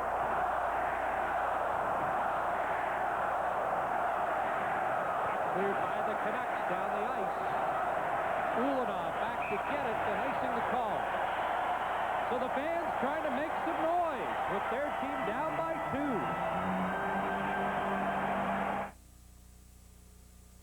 2. It's your local BC Chrysler dealer Magic Wagon event. Drive home a bargain on any Dodge Caravan and Plymouth Voyager, including specially ordered and specially built models. Built for British Columbians in Canada, they're equipped with a driver's side airbag, air conditioning, 7-passenger seating, V6, automatic, tilt, cruise, and more. At $18,888, you've got to hurry if you want to drive home this bargain. They're the world's best-selling minivans. Advantage Chrysler.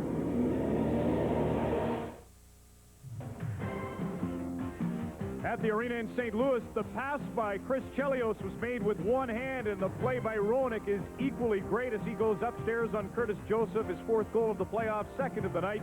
The Blackhawks lead the Blues 2-0. The sign of a confident goaltender is the way he handles the puck. Now watch Kurt McLean here. Waits, takes out his own defenseman, and then just speeds it up. Calm, cool, collected. That's the way McLean has played the whole series. Cool, and you thought maybe superstitious we talked to before the game. Here's Olesen right on. That's kicked out. We'll get to that in a minute.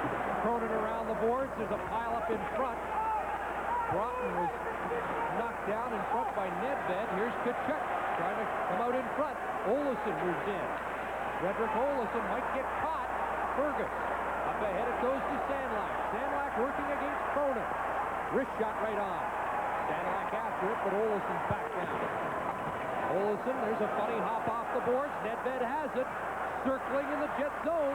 Wrist shot goes high over the glass and out of play. Oilers at home in Northland Coliseum trying to finish off the LA Kings. And Detroit facing elimination as Tim Cheveldae continues his role. And we just saw Jeremy Roenick, 2nd of the game in St. Louis as the Chicago Blackhawks try and finish off the Blues. I wonder about the Oates-Janney trade. Oates seems to be playing very well for Boston in the playoffs, and Craig Janney is doing his share for the Blues. A trade that probably helped both players and both teams. Here's a good look at Davidoff. One of the players the Jets will be looking to now to provide an offensive spark. Last shot is blocked. Ulanov hit by Courtney. Owsley goes back to get it. Owsley looking at Owsley to spark this attack as well. And here he comes. Hits the line, rolls it in. No Jet on that side of the ice, though. And it's cleared out easily by the Canucks and Courtney. Ulanov got him lined up. There's the hit. Down he goes. Elbow came up. Penalty upcoming against Ulanov, who now knocks down Kron, and he better be careful. He may get more than one. Well, there were only 3 men down in that corner. Ulanov,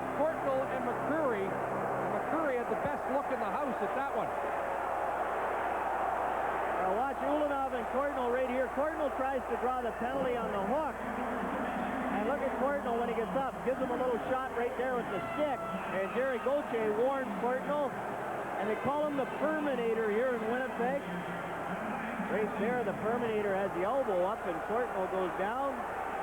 Draws the penalty. He's from Perm, Siberia. That's the Perminator term.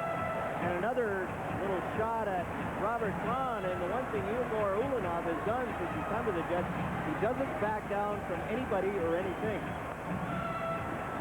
Well, he had that set to with Jeff Courtnall here earlier in the series and was ousted for the game with the spearing penalty.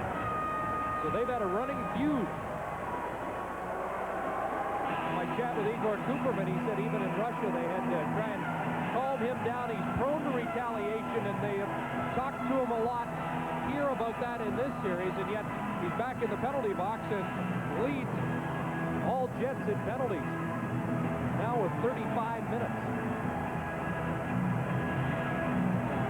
Canucks 0 for 1 with the man advantage in this game, and Troy Murray's Jets can't afford to give up the power play goal here. And once again, Murray's not happy with the way the linesmen are setting these faceoffs. Canucks win the draw. Lavsik takes the shot, deflected by Linden and cleared away. That goes over the glass out of play.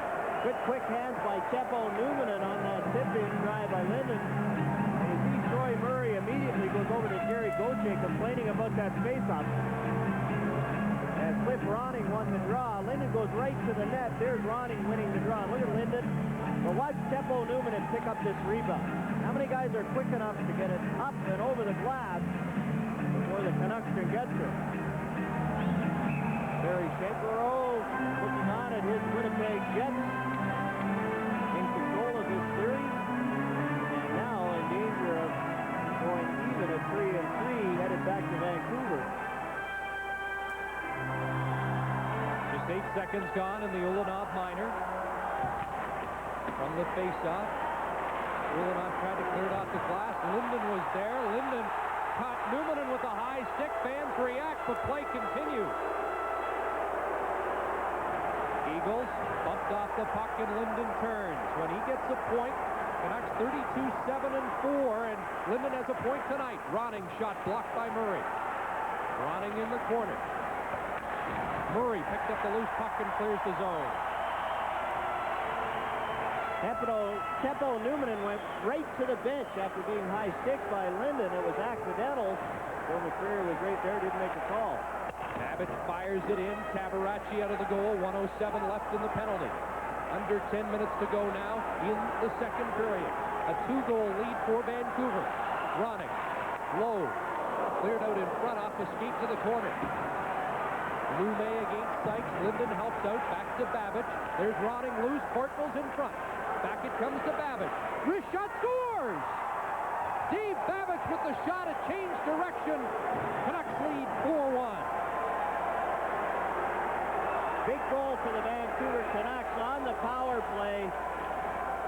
Babbitt takes the shot, and watch the Jets line up. It's still Sykes who is halfway out, and Babbitt takes the shot. And there's Trevor Linden in front. Now, does it hit Sykes or does it hit Linden? It looks like it's Trevor Linden in front. He gets it on his backhand up and over Rick Tabaracci. Dave Babbitt, the former Winnipeg Jet defenseman, spent 5.5 seasons here, and he has been a force in this series. He's been the most consistent Canuck by far, and that includes your forwards and defensemen. Wait to see if that went in off Linden or Sykes. But it's a power play goal for Vancouver, their 4th of the series, and they now have a 4-1 lead. So that power play has come to life. 2 goals with the man advantage in game number 5, and now another tonight. They're giving the goal, though, to Linden.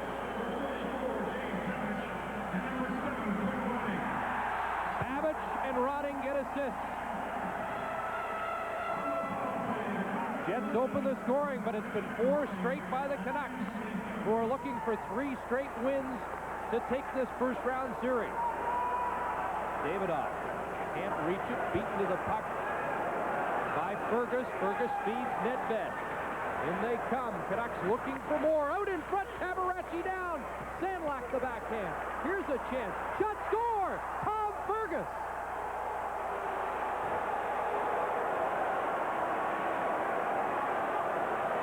Look at John Paddock. He's going to make a line change right here. Try and slow the Canucks down as the Jets are back on their heels. Again, the Canucks going to the net very well. Jim Sandlak almost got the goal, and then the defense scrambling. Look at Tom Fergus. He seems to have been the biggest opportunist of either team is Tom Fergus. You don't notice him, and then all of a sudden he's there. Phil Housley behind the net has to come out, and then he doesn't react quickly enough as Tom Fergus slides it to his feet by Rick Tabaracci and in. Tom Fergus, with his third of the playoffs, he extends his point streak to 6 games. Sandlak and Nedved get the assists. The goals come exactly 1 minute apart. 10:27, the goal by Linden, then 11:27, 5-1. Here's a chance for the Jets. Tkachuk stopped in front. Good save there by McLean. Broughton behind the goal. Still just 2 shots on goal. That being the third now by Tkachuk in the second period. Now a lead pass just a stride too far for Bure. Down the ice, touched by Newman, icing the call. But the Canucks look like they're ready to take this one back to Vancouver. Folks, everyone agrees. They're outrageous. Yeah, I think so. Crazy. Leave my father out of it. Unpredictable. I didn't see anything. Unforgettable. And wonderfully wacky. I've got a good idea. Stop the car! From the creators of Weekend at Bernie's. Didn't I tell you? Tom Selleck, Don Amici, Folks. Starts Friday at theaters everywhere. Tom Fergus, his third goal of the series, the only player on either team to have points in every game. And although McQueen's smiling, I'm sure right now she can't be too pleased with Fergie. You're not going to groan? No. No? I'll let that one go by. Oh, okay. There are a few groans right now in this building, though. This building in a state of shock. 5-1, Vancouver. And Winnipeg fans, I think they're experiencing deja vu. Talked about the Vancouver Canucks wearing down the Winnipeg Jets, the smaller team, their forwards and their defensemen. The Canucks using their size early in the series and still using their size, pounding the Jets at every opportunity. And right now, the Jets look like a very tired team. Jets win the draw. Housley in front. Sykes just failed to redirect it, and it's cleared down the ice. Another icing call. As you're John Paddock, who do you come back with in Game 7? Do you play Bob Essensa? Or do you go with Rick Tabaracci? John Paddock, I'm sure, is not too pleased with these back-to-back games, although the Jets in the first period played pretty well and then had the short first, but the Canucks came right back with that big goal by Cliff Ronning. Got the crowd quiet. Burry scored, and since then the Canucks have taken over. Well, John Paddock took out Rick Tabaracci after 5 in Game 5. 5 goals tonight, and Bob Essensa remains on the bench in this situation. Asked John what he would tell his players before the game tonight. He told them that they have 2 chances to win this. Canucks only 1, and so the pressure was still on Vancouver. Penalty coming up against the Canucks. Here's Ulanov to Murray. Tabaracci out for the extra attacker. Olczyk's onto the ice. Back it comes to Ulanov. Tees it up, shot well wide. Kron coming over, swipes at it. And play whistle down, and the crowd didn't like the way Kron used his stick there. But there is a penalty coming up against the Canucks, and the Jets need a power play goal.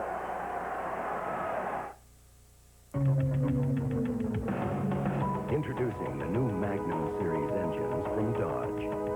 Delivering up to 44% more horsepower and a promise. Take one Dodge Dakota, drop in a Magnum V6 or V8, and you'll outpull any Ford Ranger or Chevy S10 around. Chrysler, all you have to do is drive one. Now get 5.9% issues $1,000 cash back. Ryan Walter takes a holding penalty, and the Jets get a power play opportunity. And there's Ryan Walter's penalty right there. And then Phil Sykes was complaining that Doug Lidster had a hold of his stick. There's Lidster mugging Phil Sykes. And Sykes was looking for the double minor, didn't get it. The Jets only have a one-man advantage. Jets 0 for 1 with the man advantage tonight. Tom Fergus and Trevor Linden to kill the penalty, along with Lidster and Babbitt.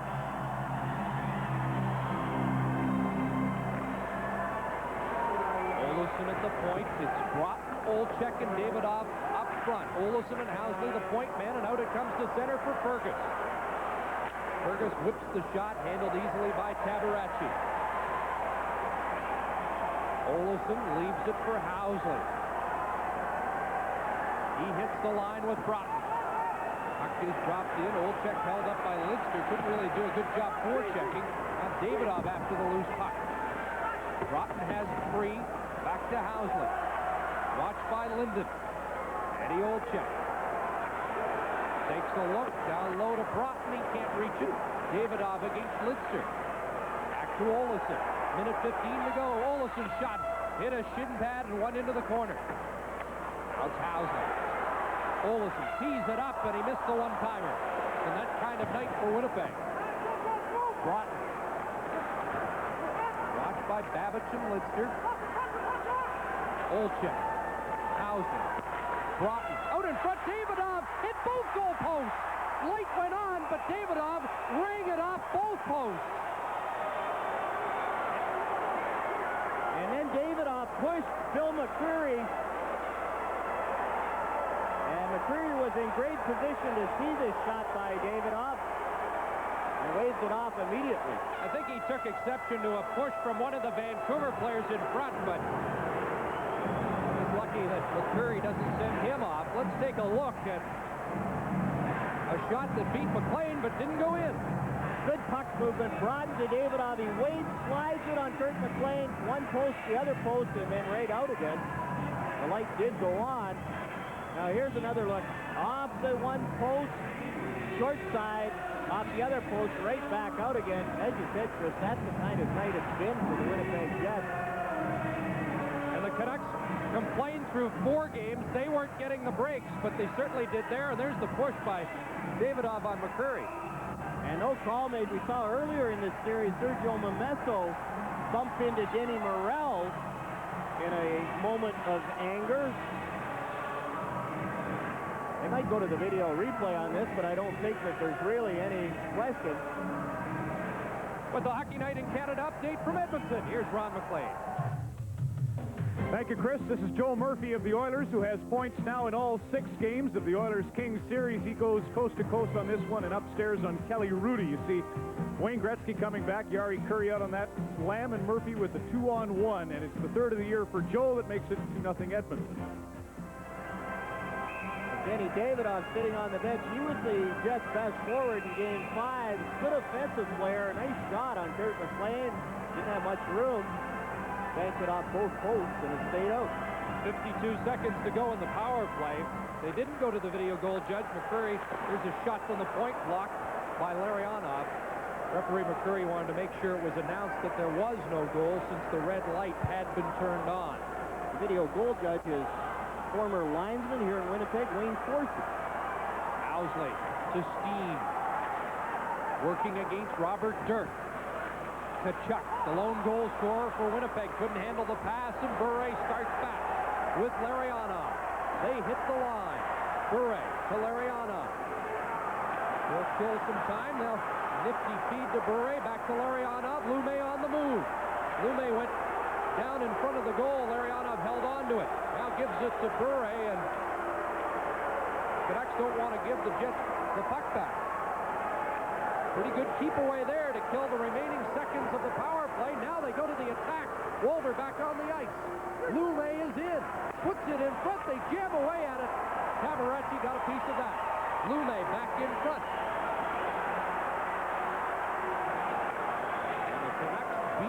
the Jets to almost every puck. And executing the good, crisp, short passes. The Jets look disheartened, disgruntled with the power play. The Canucks in complete control of this one. 4 goals in the second period of Game 5 for Vancouver. 3 so far tonight. Lawler moves in. His centering pass broken up by the veteran Randy Gregg. Now Courtnall starts back with Linden. Works against Newmanen, and his move at the line put Linden offside. With another Hockey Night in Canada update, here again is Ron. A moment ago, we almost had replay in use. Here, we do have it at the arena in St. Louis. That's Craig Janney. The puck will carry him off a Hawk defender into Nelson Emerson, who quickly taps it at shoulder height, they rule. So the goal stands, third of the year for Emerson. The Hawks' lead is cut to 1 in the second in St. Louis. That was pretty close. Nelson Emerson's not a very tall player at 6 shoulder height. Look at Troy Murray, and he can't be too pleased with the way things are going. Talking about the grind on the players, Troy Murray played a lot earlier in the season. His ice time has been cut down. He must be tired. He played down the role of emotional leader. Told me the other day that the rest of the players need to look to one guy for emotions, and they're not doing their own jobs in the playoffs. But somehow, the Jets need a little spark or injection to get them going here. Devlo at the line. Courtnall kept it in. There's Ronning. Lost the puck to Murray. And Shannon sends it in for Winnipeg. Classic. Hit by Murray, and play whistle down as Darren Shannon is eyeing Randy Craig. 4:15 left in the second period. Penalties upcoming.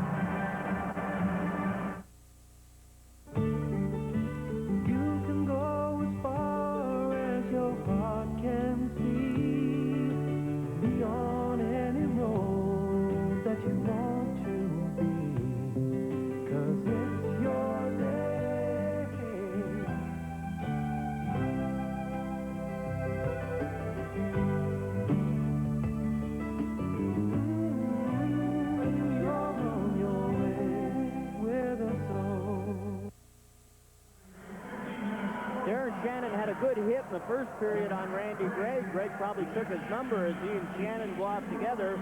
They both get roughing penalties. John Paddock looks down his bench. He was going to give them that little spark that the Jets have been lacking here in the second period.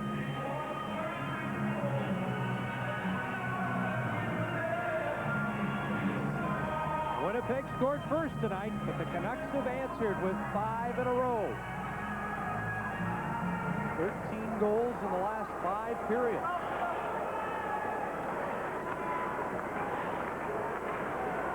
Tom Fergus with Nedved and Sandlak clears it in. There's Sandlak and Sykes bumping. Sykes showed his strength on his skates. He bounced off Sandlak but stayed with it. Lidster at the point.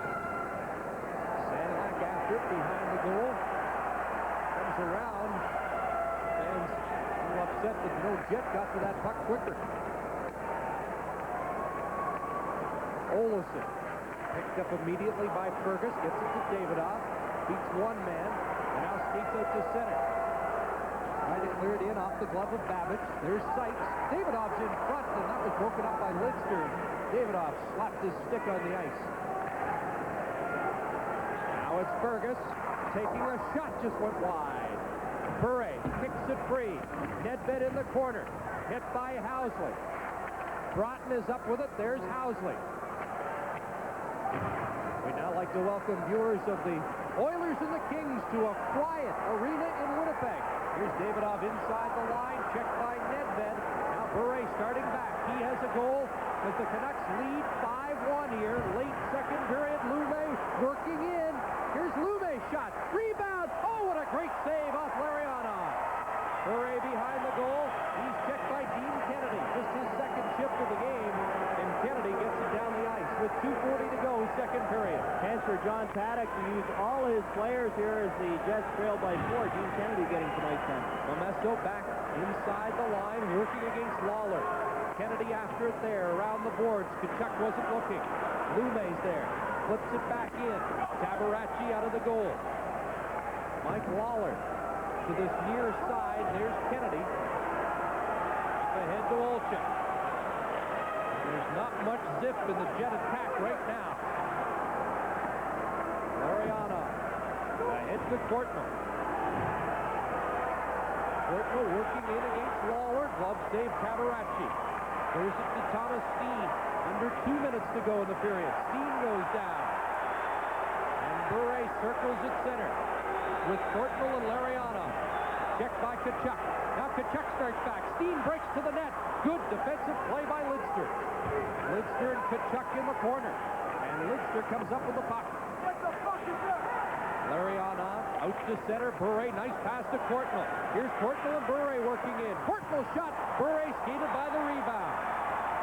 Now the Jets come back. Olczyk with Murray at center ice. The drop pass. Murray catches up to it. Shot. Went through a screen wide of the goal. Penalty upcoming against Dave Babbage and the Vancouver Canucks with 1:20 to go here in the second period.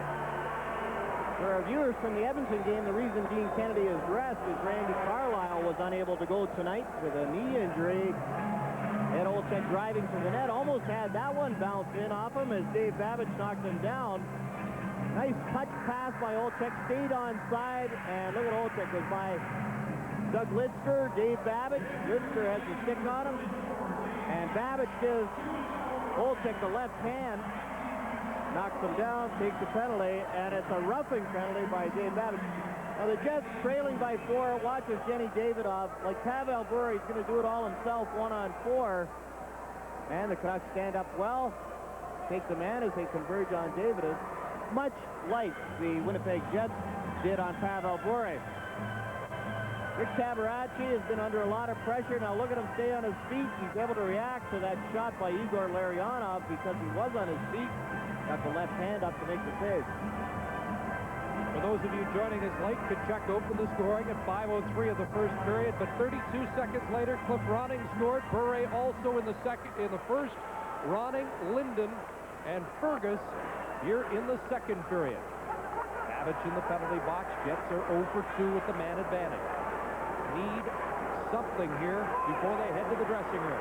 Housley with room. Shot right on, and Kurt McLean makes his 14th save of the game. And the Canucks doing a good job in front of McLean, letting him see that point shot. The lane from the point to the goaltender is wide open. Robert Dirk again. Troy Murray trying to get in front. Look at Dirk. Gets position and makes sure that Troy Murray can't get in front of McLean. McLean sees it all the way. And the way he's playing, Kurt McLean's going to stop everything from the blue line. Robert Dirk has been a tower of strength. He's used his size well. He hasn't taken any undisciplined penalties. A couple of ex-Leafs on that face-off. Broughton beating Fergus on the draw. And Broughton goes after it. There's Troy Murray behind the net. Watched by Dirk. Elnick. To Broughton again behind the goal, but the Canucks are quite content on having the puck there. Fergus reaches for it. Olofsson pinches in, keeps it in the zone. Here's Olofsson to Housley. 35 seconds to go in the period. Olofsson again. Crowd yelling to shoot. Here's a chance in front. They score! Pat Elnick on the redirection.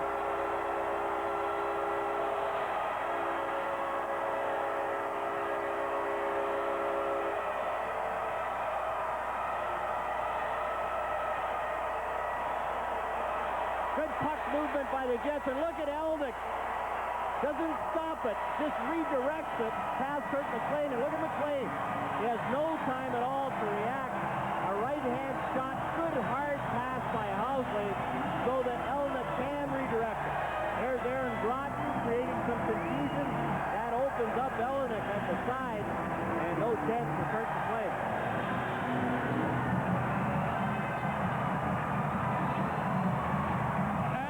With his second goal of this series. He got the big goal in game number 3 in the final minute of the first period. He scores in the final minute of the second period here. And whether that will be enough to get the Jets back in this hockey game remains to be seen. But they needed something to take to the dressing room. And it'll get the fans back involved. And look at John Paddock. He's looking for anything to give his team a lift, a little relief, more than too much excitement on the face of John Paddock.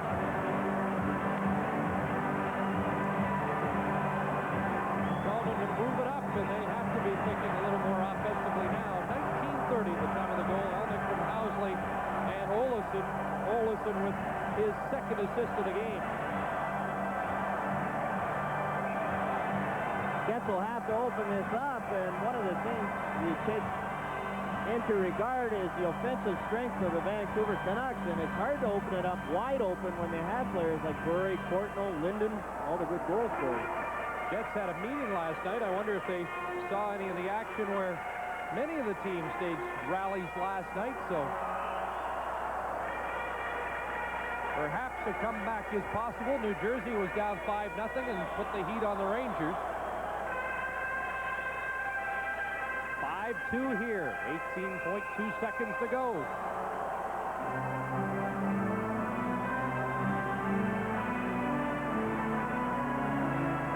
Murray against Sandlack on this draw. Murray won it cleanly to Housley. Right on Housley, though, was Sandlack. Kachuk. They get a loose puck. They double-team Sandlack. Comes to the point. Chopped at by Housley. Hit Momesto, and out it comes. Nedved in the dying seconds of the period. Can't get a shot away. And that will do it. And what a period it was for the Vancouver Canucks, trying to extend this series to 7. Coming up in our second intermission, we'll hear from Jet defenseman Mike Lawler in conversation with Ron McLean. The score at the end of the second period at the arena in Winnipeg. Vancouver 5, Winnipeg 2.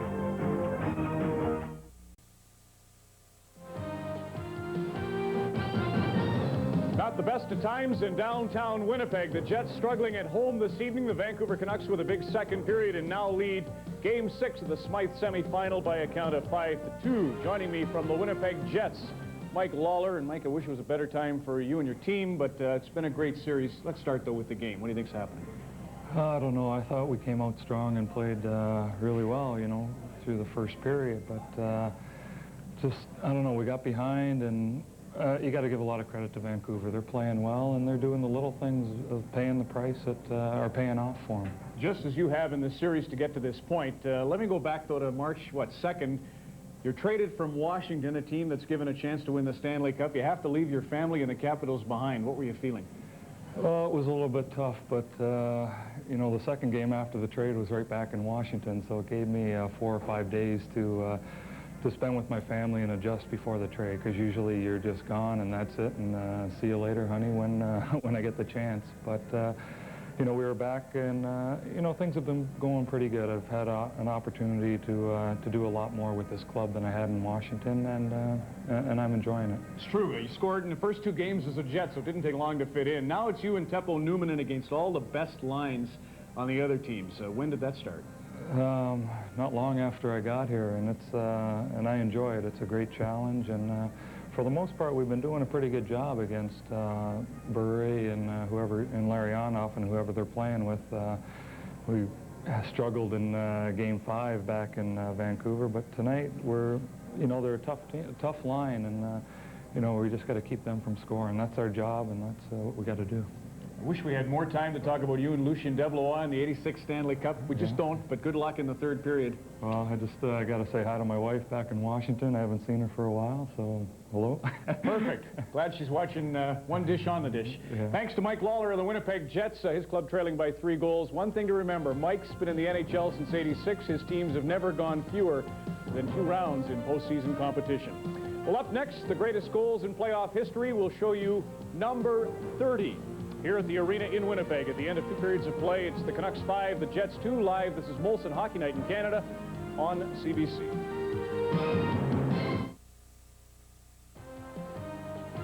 Shots on goal in the second period at the arena, 17-7. The Canucks, they lead at the end of 2 periods of play by a score of 5-2.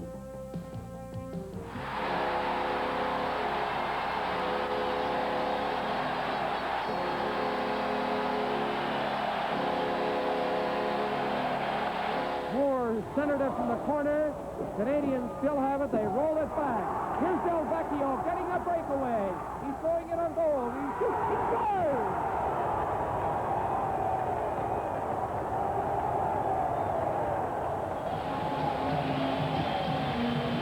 The second year in a row, Detroit beat the Montreal Canadiens. The Canadiens were without Maurice Richard that spring. Alex Del Vecchio made it 3-zip at that stage. They went on to win the game 3-1 in the Stanley Cup of 1955 on Alex Del Vecchio's, the 30th greatest goal in playoff history. Meantime, the Wings could use him tonight, and so could the Stars.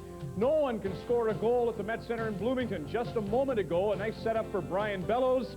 His shot eludes Tim Cheveldae, but goes off the crossbar, and it remains scoreless in that affair. The shots, as of about a minute ago, 26-19 Detroit, but nobody can beat Casey or Cheveldae in this affair, and what a key game it is for the Red Wings on the road tonight. Edmonton had 2 goals in the first period. They're trying to put Los Angeles away, and they have a lead as the play gets underway in the second period at Northlands Coliseum.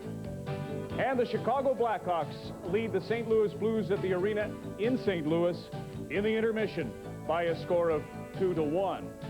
Here it's been the Vancouver Canucks enjoying life so far through 2 as they lead by a count of 5-2. More on Molson Hockey Night in Canada on CBC in a moment.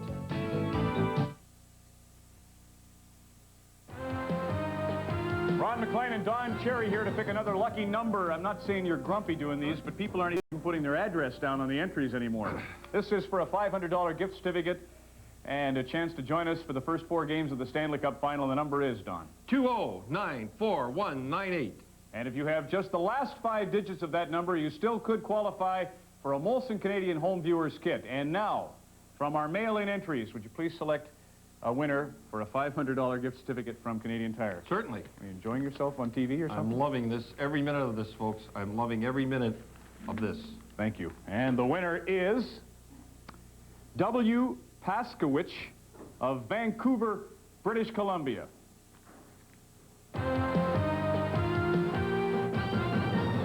Vancouver's winning everything tonight. The game within a game, the hits by forwards, 18 hits for the Vancouver Canucks. They've taken the play to the Winnipeg Jets after about the first 10 minutes of the first period. The defensemen for the Winnipeg Jets have to join the rush. They were very effective early in the game, but since it's a forced rush, and the Canucks are getting some chances. It was 2-1 for Vancouver after 20 minutes of play. Cliff Ronning with his second goal of the game in this series. Made it 3-1 early, then Linden on the power play. Fergus made it 5-1. What kind of impact will the Pat Elnick goal have on this third period? The fans trying to get the Jets charged up for this third period. Most coaches like to tell their team, let's play these periods in 5-minute segments. Now, it's a big 5-minute segment for the Vancouver Canucks. They have to shut down the Jets, get the fans quiet again. And for the Jets, conversely, they have to try and get one in the first 5 minutes, get the fans back in it, give themselves some jump, get themselves back in the game. 8 teams in history have come back from 3-1 deficits, 6 in the last 5 years. And the Canucks trying to put themselves in position to add to that total. And the Jets were the victims 2 years ago, desperately want to avoid that trip back to Vancouver, but they need an enormous third period. Pretty warm outside. We're having some problems with the ice inside here in the Winnipeg Arena. Last week it was snowing and cold outside. It's to +19 today. Elvis and the Hulkster has shown up here at the Winnipeg Arena to watch the Jets. As Steen and Ronning off the face-off right from the draw, the Jets moved in offside as they try to get a quick jump in this third. Courtnall and Davidoff had some words.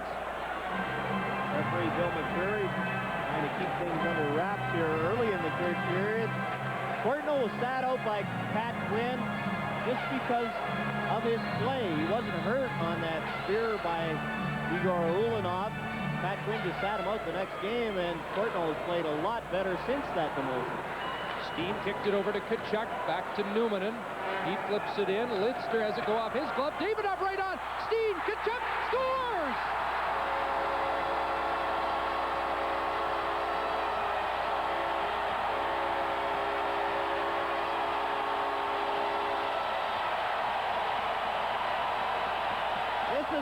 the replay of Tkachuk's first goal. And look at Courtnall right there. It's Doug Lidster misplayed that puck, and then Keith Tkachuk, Thomas Steen go to the net. Watch Doug Lidster reach up and try and get it. And then it goes to Kurt McLean. Steen misplays it. But there's Keith Tkachuk again up and over Kurt McLean. And Tkachuk enjoys this, driving to the net. He's rewarded again. 17 seconds in, and that has this crowd back on its feet for the first time since the first period when Tkachuk scored.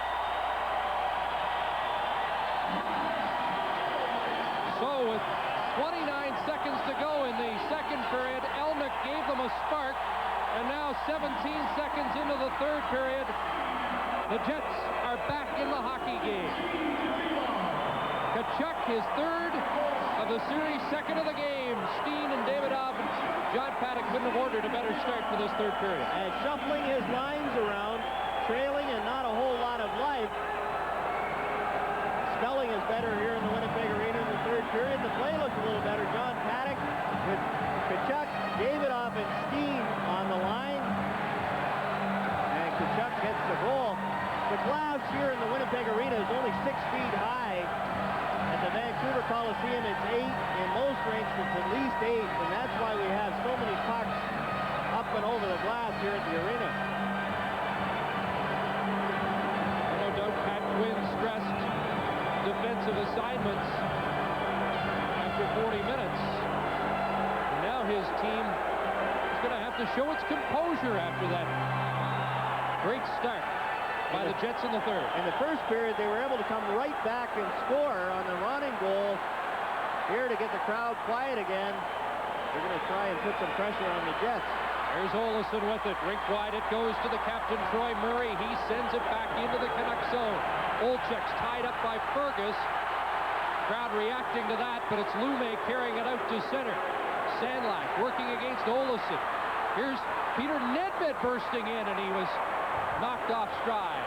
Sandlak trying to shovel it in front. Nedved there through the goal crease. Sandlak on the other side as the Canucks come back. Wrapped around the boards, kept in by Lume. Behind the goal it goes. And Olesen takes a look. Missed a hit, flipped it to center for Olczyk. Rink wide, it goes to Murray. Working against Lume. Murray bursted in, and Lume just blocked the shot in time. Now it's cleared to the line, past Lawler. And out to center ice. Canucks make a wholesale change, a minute and a half into the period.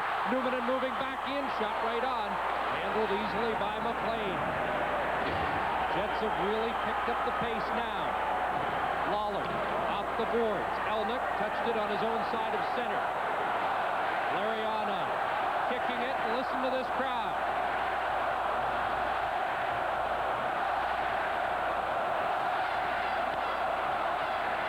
Mike Lawler picks it up. Has some trouble with it. Shannon, Elnick, Broughton up front. Lawler clears it in. McLean out of the goal, lost it to Elnick. Plavsic ties him up. They double team Plavsic. Canucks get it out to the line. Bure can't get it out of the zone, however. Now Randy Gregg will try. And it goes to Lariana. With Bure, Momesso's on the move. Momesso tied up by a nice back-checking from Darren Shannon. Lariana hands it off to Bure. Flipped high in the air. Ulanov skated by it. Momesso has it. Now Ulanov hands it away. Here's Bure. Scores! Ulanov handed it right to Bure, and he made no mistake. All sorts of time for Pavel Bure in front of Rick Tabaracci. Look at Ulanov on his backhand. Gets the puck and then just slides it. And there's Pavel Bure. Thank you very much. He waits for Tabaracci to collapse. You see Tabaracci start to go down, and then Bure up and over his shoulder. There's Ulanov, the pass right up the middle. That's a Cardinals in, even if it's a good pass. And there's the shot by Pavel Bure. not a whole lot of chances. Murray had so much time in front of Rick Tabaracci. Murray with plenty of reason to smile now. A pair of goals in this game, his 4th of the series unassisted. But detractors of Ulanov might argue that. What a terrible defensive mistake to make when the Jets seem to be catching fire. Tkachuk will try to get them going again. Housley along the boards, and Ronning's there. And number 7 has certainly played a big role for Vancouver in their quest for Game 7.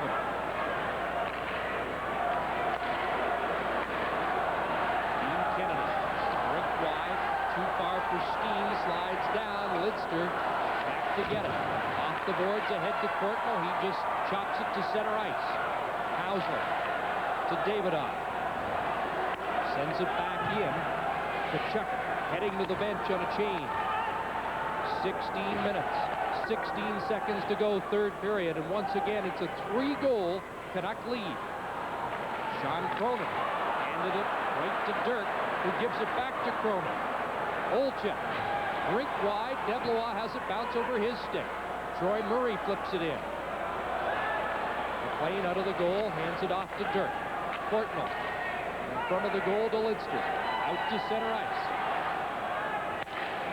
How much wind will this take out of the sails of the Winnipeg Jets? That goal by Murray on a bad pass by Ulanov, and it really has the crowd. It's taking the crowd right out of this again. Costly mistake. Sandlak to the line, checked by Olczyk. Cronin and Sandlak. Olczyk along the boards, just flips it out to center. There's Deblois. Deblois checked from behind by Nedved. Nedved hammered by Cronin, yet it was Cronin who went down.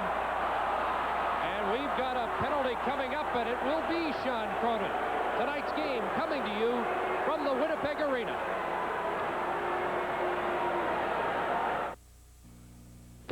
It's hard to stay on top of the real estate market. Experienced agents know they have to be committed 100%. NRS is committed 100% to keeping its agents on top. Their agents work hard, but they work smarter because NRS provides them with an exclusive international catalog and listing service. That's why NRS agents are a top team. NRS, you want it working for you. Start at the top. Checkmate. Sean Cronin takes a roughing penalty at 4:41, and when you're Sean Cronin, you take these penalties more often just because of your name. Look at Cronin gets the elbow up. Nedved saw him at the last moment. Cronin gets a roughing penalty. It's called in overtime. Well, he's received to be the hero again for the Red Wings. Not a very likely hero, but he was already in this series. Nothing. Into overtime at the Med Center. Don't see many of those, do you? No. Lume. Shot right on. 1 for 2, the Canuck power play tonight.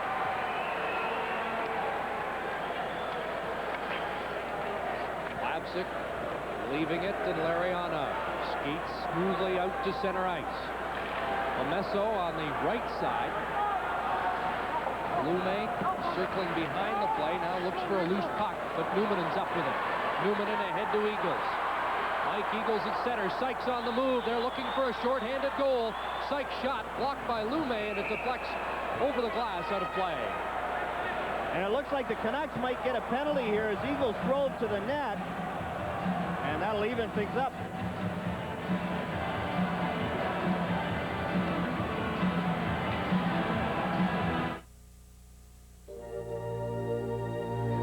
We lived in the city.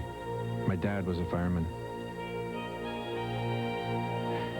He used to say, never be scared, be prepared.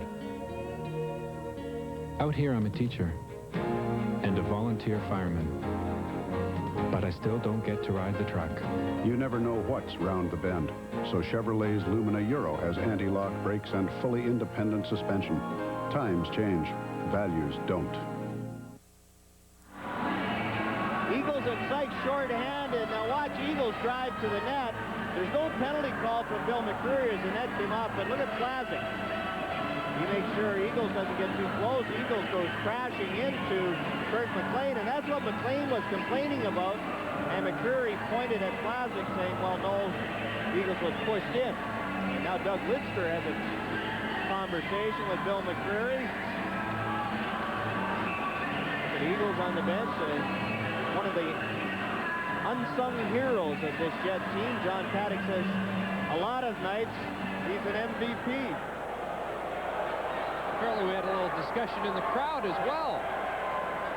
Can't be any Vancouver fans here, are there?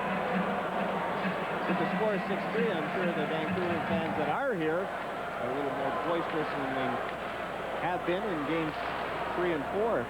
Can you imagine what the Pacific Coliseum will be like for Game 7? If the Canucks can take this one home. Courtnall right on. Tabarachi hands it off to Olesen. Olesen lost control, but Kennedy followed up and clears it down the ice with now under a minute to go in the Cronin minor penalty. Lidster across to Babbage. Linden, Courtnall, and Ronning are up front. Babbage over the red line. Fires it in. Tabarachi cleared it up to Shannon.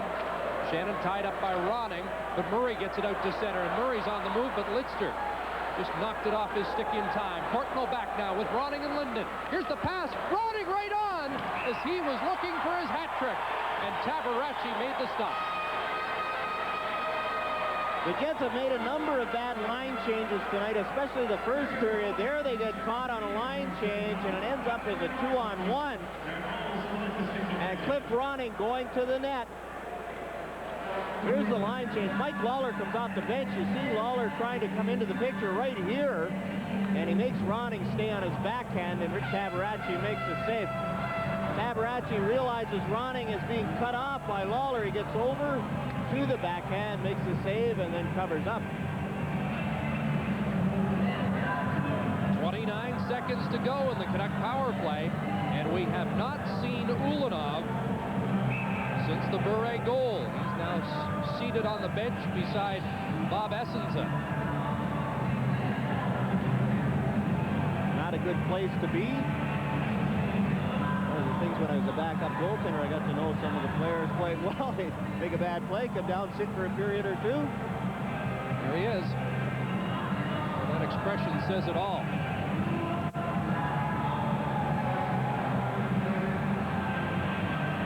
Chuck came out firing for the Jets at the 17-second mark. Looked like Winnipeg was back in it.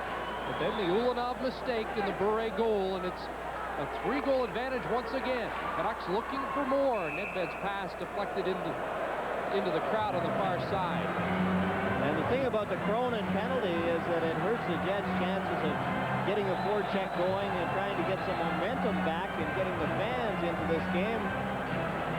Look at Jim Sandlak has played a good physical game again. John Cronin getting ready to go back out with 18 seconds left in his penalty.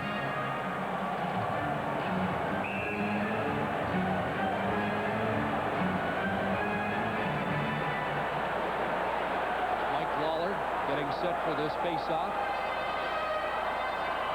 And then against Eagles. Dropped in. It comes to the point to Randy Gregg. Lavson. Gregg to Fergus. Watched by Newmanen. Fergus kept it in, and now it comes outside the line. Eagles kicks it free, gets it ahead to Broughton. Working against Gregg, and Broughton's shot off the stick of Gregg wide. Cronin's back on the ice. The Jets at full strength. Down by 3. Sandlak dumped along the right wing by Newmanen. And it's Lawler. Feeds ahead to Steen. Davidoff breaking on the right wing as Steen hits the line. Steen couldn't get the shot away as Sandlak impeded his progress, and now Sandlak up the boards for Nedved. Peter Nedved has been a good addition to this Canuck team midway through the series. He drops it off to Fergus. Flipped into the corner. Nedved's there. Ulanov is back on the ice.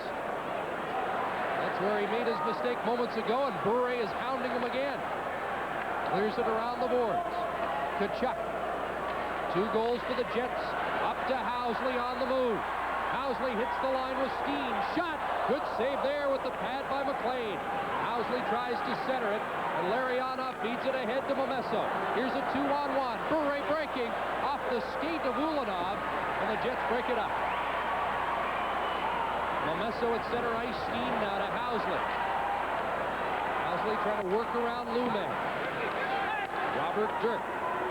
Housley moving up again, and this could mean the Jets will give up a lot of 2-on-1s like this one. Larionov, Momesso, Tabaracci sprawls, and it's underneath him. And we may see a lot of that because the Jets are really moving up, led by Housley from the defense.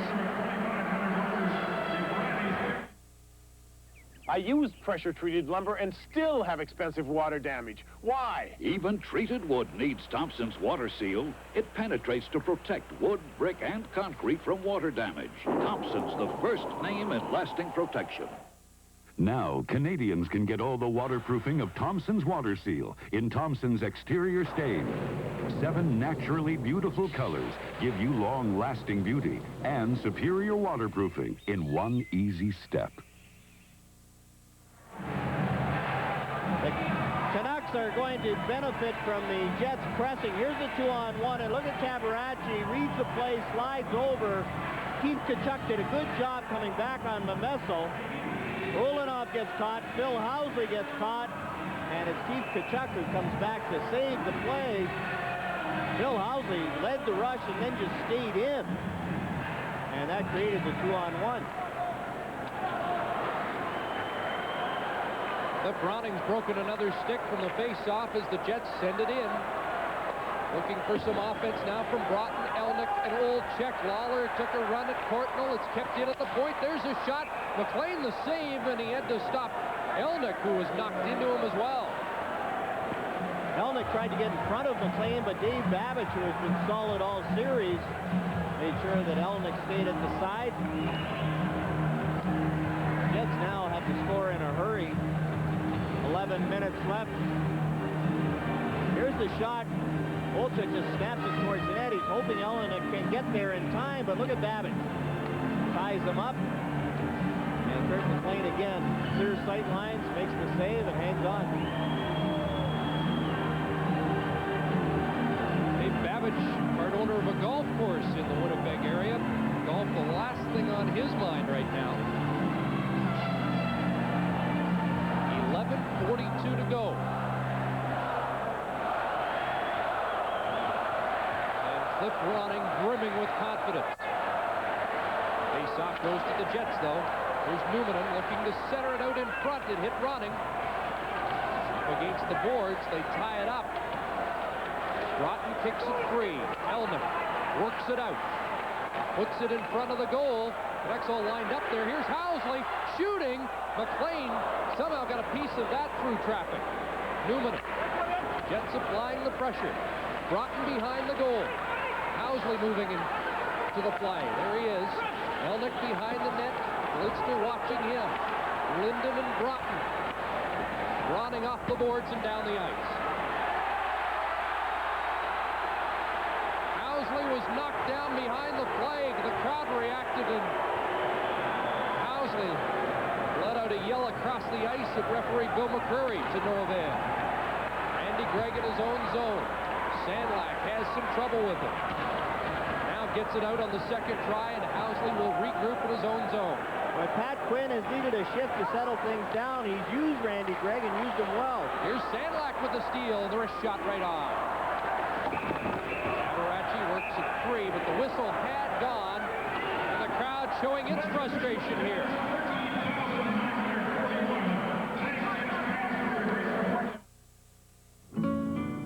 Children grow up so fast. Jesse may look safe, but his head is more than halfway above the top of his seat. He could be hurt in an accident. At Esso, looking out for your safety is part of our service. So remember, Jesse would be safer in a booster seat with a regular seatbelt. Drive safely. Pick up our brochure of road safety information. It's free at your local Esso. To me, good service also means getting you safely on your way. You're on your way with Esso. Oh, Wayne Gretzky and the Los Angeles Kings in deep trouble at the Northlands Coliseum tonight. They're just moments away from overtime in Minnesota, and the Blackhawks continue to lead the Blues in the third period, and it appears that Game 7 will indeed be necessary Thursday from the Pacific Coliseum. Tomorrow, Bob Cole, Harry Neal, Dick Irvin, Scott Russell, and the Hockey Night in Canada crew in Hartford for Game 6, Whalers and Canadians.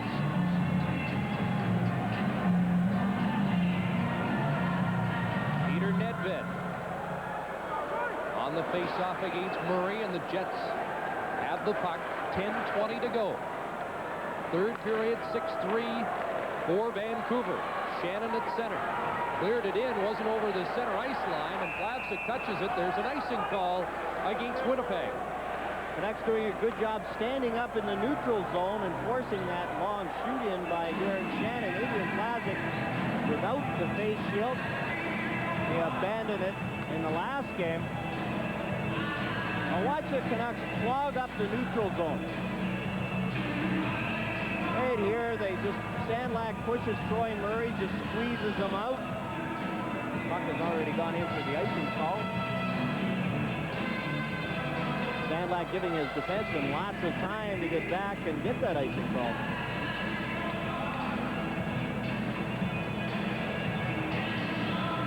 What a character builder this has been for Pat Quinn's crew. And you can bet after the game it'll be nothing but the Canucks saying, well, the Jets are a game team, they're a combative team, they'll give us their best in Game 7. The Canucks all year, not too high, not too low. You can bet now they have respect for this Winnipeg Jet team and won't take them too lightly in Game 7. Darren Shannon to take this face-off. He wins the draw into the corner. Ulanov up to Murray. Off the boards to center. Winnipeg Jets were second last in the league this year in even strength goals, and they need offense right now. Down by 3 with under 10 minutes to go. Olsen to Ulanov, and he's met by Sandlak. Jarring check, Nedved back in. Passes it across, Sandlak, Fergus scores! What a play! Jim Sandlak started it with a hit and set up Fergus for the goal. And Peter Nedved showing his offensive talents as this line looks like the KLM line of the former Soviet Union team. Now, watch here. Again, Igor Ulanov with that hit turns the puck over. And look at this pass. Nedved to Sandlak, back to Fergus. No chance for Tabaracci. And Fergus picked the corner just inside the post. Nice little three-way passing play. All three guys in the line touch the puck.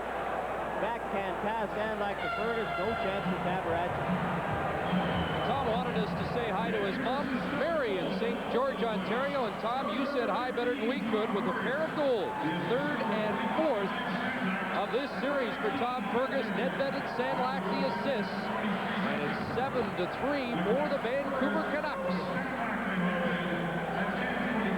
Tkachuk out of the corner for Winnipeg. Puts it out in front, a deflection wide of the net off the stick of Newman. Here's Davidai. Shot, weak, handled by McLean, who hangs on with 9:10 to go. Pavel Bure with a couple of goals. Keith Tkachuk with 2 goals for the Winnipeg Jets. And Tom Fergus has 2 for the Canucks as well. He hasn't played a whole lot in this series. He's played well and played consistently, but every time he's on the ice, the Canucks seem to do something, and he seems to be around the puck. Rejuvenated, coming over from Toronto. Confidence boost by Pat Quinn. Tom Fergus had a 10-game point streak as soon as he came over from the Toronto Maple Leafs, and here in the playoffs, he's carried it over. Got a 6-game streak going here. The Canucks getting offense from another line now. Nedved, Sandlak, and Fergus give them 3 weapons, and here's Bure looking for the hat trick. It scores! 3 for Bure, and is there any doubt we're headed to Vancouver for Game 7? Jets talked about 8-2, 3-2, 2-1. It doesn't matter. A game is only a game. And again, they're getting shellacked here, but they talked about the embarrassment of Game 5. Now watch Bure call for the puck. He's in behind the defense. He gets it. And nobody can catch Pavel Bure from behind. He's on a roll. And look at the nice little touch between Rick Tabarachi's legs. Gets the goaltender to open up. Now watch. Fake opens up the goaltender and then just slides it through. So much for my pregame comment that neither team was going to score 8 tonight. The Canucks have proven me wrong. Pavel Bure with his third, and Vancouver has 8. An 8-3 lead. In what now potentially is the final home game of the year for the Jets, who must come up with a huge win in Game 7 in Vancouver. Newman looking for Troy Murray. Murray, his shot goes high and out of play. Pavel Bure with 3, Tom Fergus with a pair. That's the difference in this game.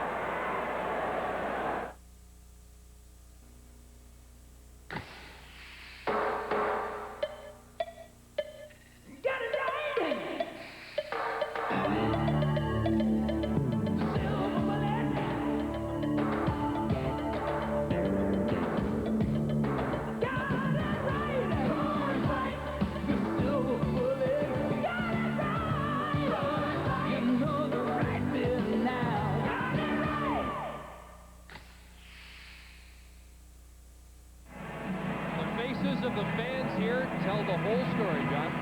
And a lot of empty seats, and this is one of the arenas where the people stay right till the end normally, but trailing 8-3 with 8:24 left. Look at the Vancouver bench. They're all excited. Murray and Lariana talking it over. That long lead pass up to Murray in behind the defense. Another breakaway goal for Pavel Bure. Bure's goal came 39 seconds after the marker by Tom Fergus. Bure from Larionov is the scoring play at 11:02. Olsen flips it in. And Ryan Walter has it. The veteran Canuck flips to center for Kron. Linden is the trailer. Kron trying to get around Olsen. Outs Walter to Linden. Linden has room, hit the goal post, right off the post. That's Kron working in. Kron lost control as Tabarachi tried to knock it away, and here comes Olchek. Gets around Plavsic, catches up, and Randy Craig with the sprawling play. And tonight, Rick Tabarachi remains in the goal. No reprieve for the Jet goaltender who's been so outstanding in this series. Davidov watched along the boards. Steen works it free to Tkachuk. Nedved watching him. Flipped out in front. They chop away at it, and Plavsic is after it. Now 7:07 to go in the third period as we get set for Game 7. Owsley back to get it, and an icing call against the Canucks. 35-24. Shots have the Jet fans shaking their heads. Like a rock, standing arrow straight, like a rock, charging from the gate, like a rock, carrying the weight, like a rock. Nothing stands by you stronger than a truck from Chevrolet. Trucks you can depend on. Trucks that last.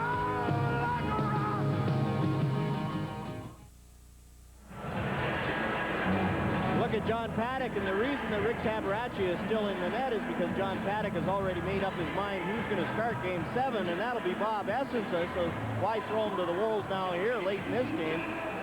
Detroit and Minnesota still scoreless in overtime.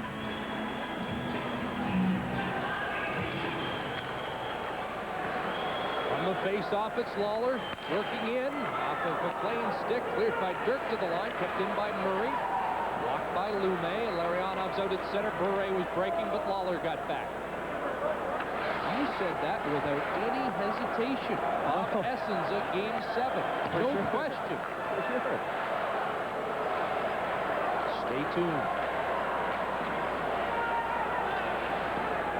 Momesso flips it in the air. There's Bure, lets it go. Lawler back out to center. And the Canucks clear it in and make a change. Teppo Numminen skates out to center ice. Troy Murray flips it in front. Devlois couldn't catch up with it. He's there in the corner. Puts it back behind the goal, and Lidster has it there. Well, for a few seconds early in the third period, it looked like the Jets would get back in it on that goal by Tkachuk that made it 5-3. Ulanov made a mistake. Bure got his second. Fergus and Bure again, and Bob Essenza. Will he be the man in Game 7? John Garrett's on record. I think so, and it's not that Rick Tabarachi has played poorly. His team has played poorly in front of him. But why give the Canucks? They think they have Tabarachi's number now, back-to-back 8-goal games. Why not come back with Bob Essenza? He was your #1 guy, player of the month, 1 month this year in the NHL. Carried the Jets early in the season. Why not come back with Essenza in Game 7? Start from scratch from the goal out. 5:50 to go here. Shannon hooked up by Ronning. What a spark Ronning provided the Canucks here with a pair of goals, his first 2 of the series. Behind the goal for Shannon. Takes a look. Elnick free. Penalty coming up. Elnick shot blocked. Shannon can't get a shot away. And now the penalty is being called by Bill McCreary. So the Jets, down by 5, will get a man advantage here.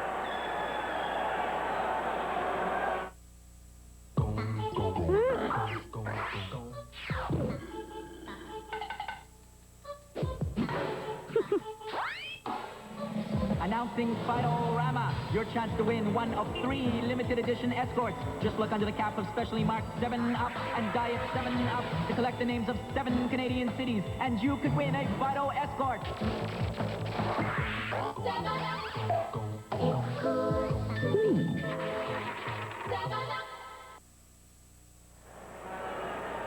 Doug Lidster's had a strong defensive game. He gets a holding penalty at 14:33. Now Aaron Broad's in the crease. He's being tied up by Lidster on the right of your screen.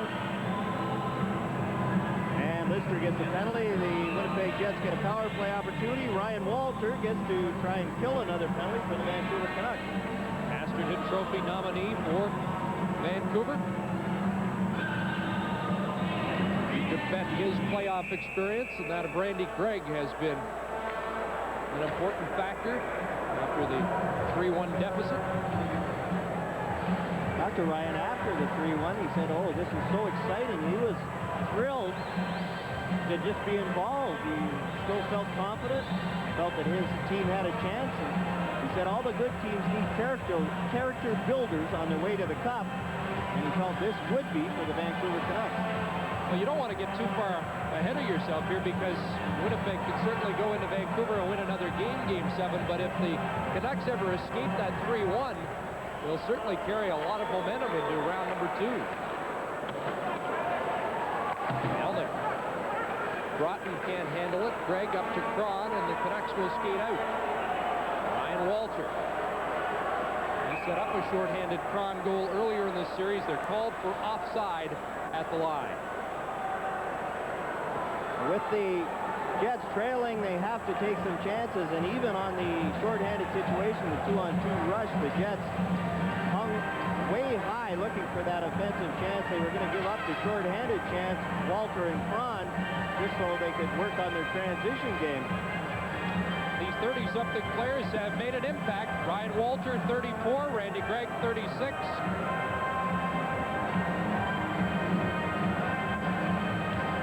We'd like to welcome back viewers of Edmonton and Los Angeles to the Winnipeg Arena, where Pavel Bure has his first Stanley Cup playoff hat trick. Tom Fergus has a pair of goals. The Vancouver Canucks have a 5-goal lead as they get set to take this series to a 7th game at the Pacific Coliseum Thursday. Olsen winding up. His shot deflected wide of the goal, wrapped around, back to Olsen again. 4:44 left in the game, 1:15 to go in a Jet power play. There's not much oomph left in the Jets now. Not at least tonight. You see Ryan Walter even ahead 8-3 diving at Phil Housley to get that puck out and over the blue line. The complete competitor, Ryan Walter. I mentioned the two 30-year-olds on the Canucks, but I also wanted to add 36-year-old Randy Carlyle not in the lineup for Winnipeg tonight, and you wonder what effect that had on the Jets. Carlyle has been a force in this series. Lume dumps it in, and Housley will turn with 36 seconds to go. And the man advantage ahead to Steen. David Dobb was cruising at the line. He takes the pass. Olczyk moving in as well. Housley at the point. Fakes the shot. Olsen one-times it. A save by McLean. Cleared by Fergus. And again, that lane on the shot from Frederick Olsen wide open so Kirk McLean could see the shot all the way. Here's Thomas Steen. Couldn't get a shot away. Lume tied up. Larionov to the line and out. I mentioned Fergus with 2, Bure with 3. Cliff Ronning also has a pair of goals. Trevor Linden the other. Robert Dirk dumped on the play by Davidoff. Puck loose behind the goal. Davidoff kicks it to the corner. And they get a whistle deep in the Vancouver zone.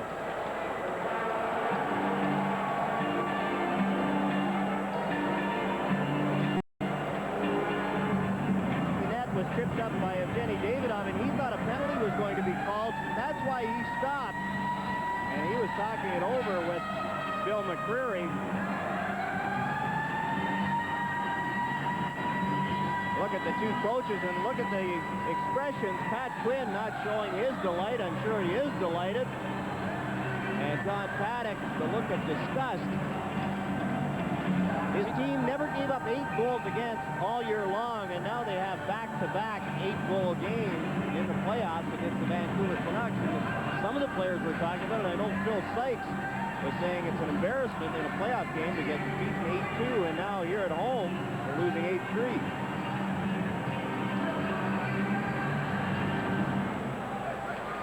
From the draw, it comes back to Newman, and his shot blocked by Bure. Eagles in the corner. Watched by Larionov, and now Babbage has it. Ahead it goes to Momesso. Sergio Momesso makes the shot wide. What an addition Momesso's been to this line with Larionov and Bure. Certainly given those two a little more room to operate. Sykes at center ice. Bure knocked down behind the play. That's what got the reaction of the fans. Kachuk. Eagles goes to the net. Couldn't take the pass. Now he goes after it again. We've got another penalty coming up, and tempers flaring. Momesso going after Eagles had jarred Larionov. And I guess this was predictable with the game out of reach. And now Phil Sykes is going after Doug Lidster.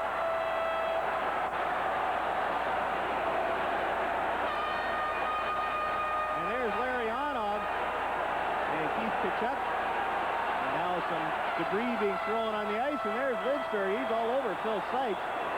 And Momesso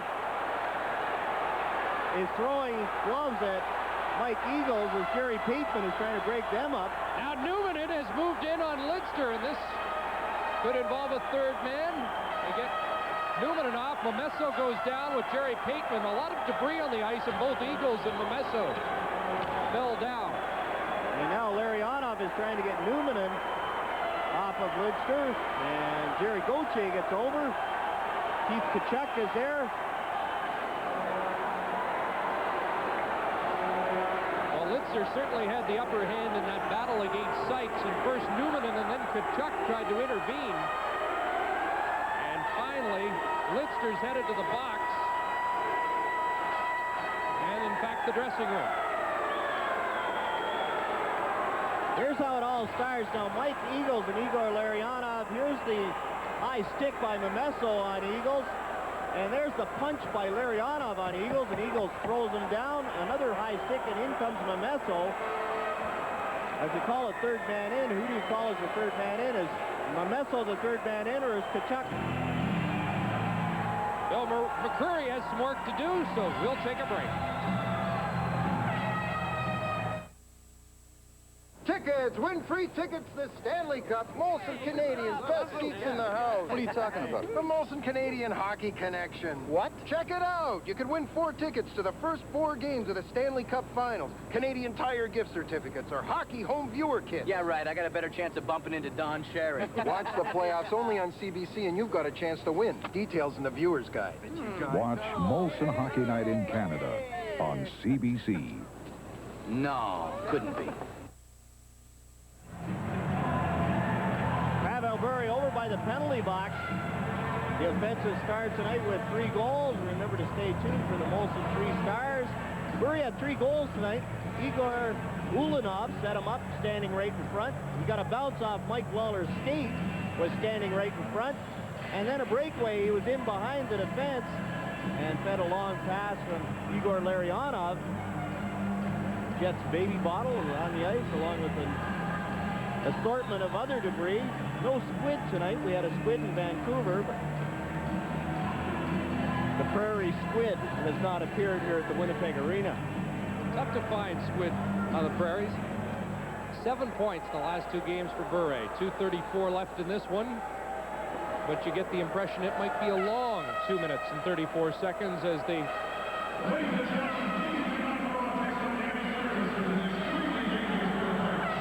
Earlier on the shift, here's Eagles on Bure as Keith Tkachuk was the first person to hit him, and then Eagles came along and hit him from behind, and you see that Igor Larionov and Sergio Momesso both took note of that and tried to get at Mike Eagles. You look at the Jet bench.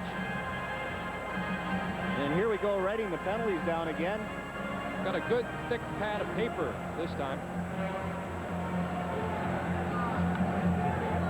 The Jets have to look at this as okay, and John Paddock did going into this game say, well, the pressure is more on the Vancouver Canucks because if we win, it's over, and we still have one more chance.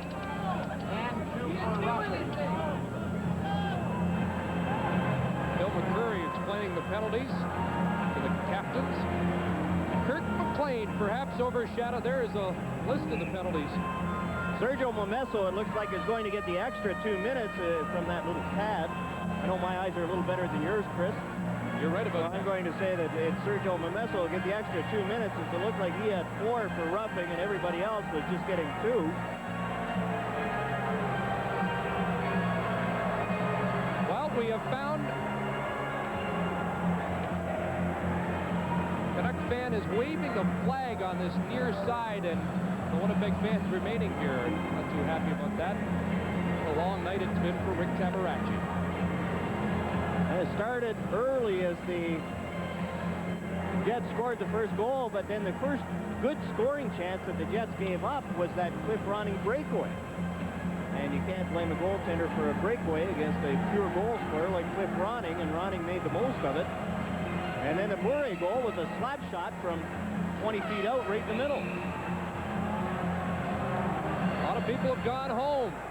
There's that flag I was talking about. The only guys in the building not wearing white.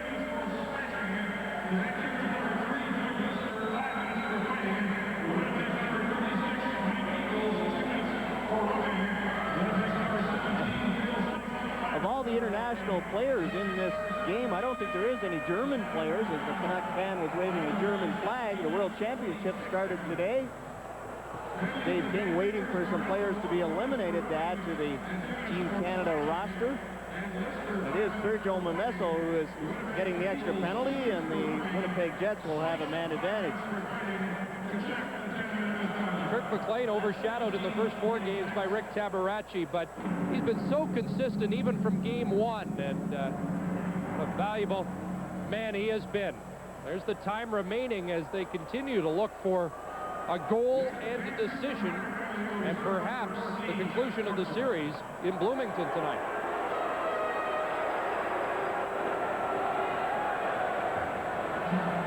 And there is is Mike Eagles, who seemed to be at the focal point of the altercation. Jeff Courtnall is sitting out Sergio Momesso's extra penalty.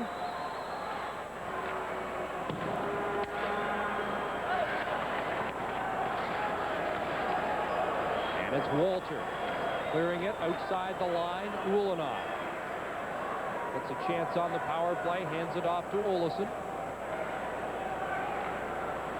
There's Broughton to Olesen, who clears it in. Shannon gives chase. He's bumped by Plavsic. Randy Gregg has his man Elnick tied up. Broughton trying to dig it free, does to Shannon. Back to Olesen at the point. Now under 2 minutes to go in the game. Ulanov lifts it high in the air in the slot. Shannon couldn't bring it down. And now it's center ice. Ulanov lost control, and here's Cron. Robert Cron with Walter, and the pass went by Walter to the far side. Frederick Olesen, and now we've got another penalty coming up, a high sticking call, and it's Ulanov going off. A little frustration showing on Igor Ulanov. He's had a tough third period. First, that big pass to Pavel Bure that set up the 6th goal. And then the hit on Sandlak on the second Fergus goal that ended up in the Jets' net. Now watch Ulanov with the high stick on Ryan Walter. He follows Walter around, and then just as he's about to change, and look at Walter talking to him, watch Ulanov right here with the stick, right around Walter's neck. And Bill McCreary calls that high sticking penalty.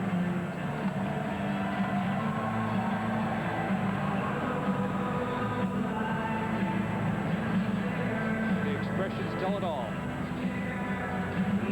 90 seconds to go in St. Louis, perhaps in the Blues' year, as the Hawks try to clinch that series after last year's first-round disappointment. Lume at center ice. Now Newman turns it back. 1:22 to go in the game. Teppo Newman to the line. Met there, knocked down by Robert Dirk. And it's cleared to Linden. Well, that stat of Linden's scoring a goal continues to get better and better. Both goals Linden has scored. Both games he scored in this series, the Canucks have won. Fires right in again, and Tabaracci with the club save. Under a minute left in this one as Deblois works down the ice, and Robert Dirk won't let him pass. Lawler's moved up on the play. Dirk breaks it up and slides it out to center ice. Canucks doing a good job playing in the neutral zone, not letting the Jets get any momentum going, anything to be positive about. Here's Courtnall looking for Ronning, and that was broken up by Newman as they were trying to set up Ronning for his hat-trick goal. Here past Tabaracci, Ronning on the far side, 15 seconds to go. Out in front is Tom Fergus. He'd like to get a hat-trick as well. Ronning knocks his man down. We got penalties coming, and perhaps many more. Ronning felt he was high stick. Now Tabaracci is in with Adrian Plavsic.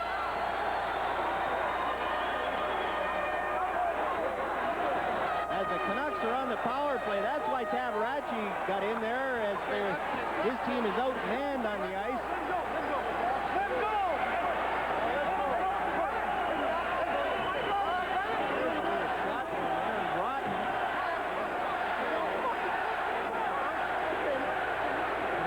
Chanting for the Jet goaltender,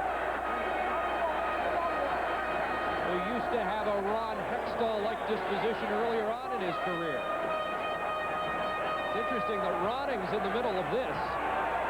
With Aaron Broughton and Tom Fergus. And now the fans pelting the Canuck bench.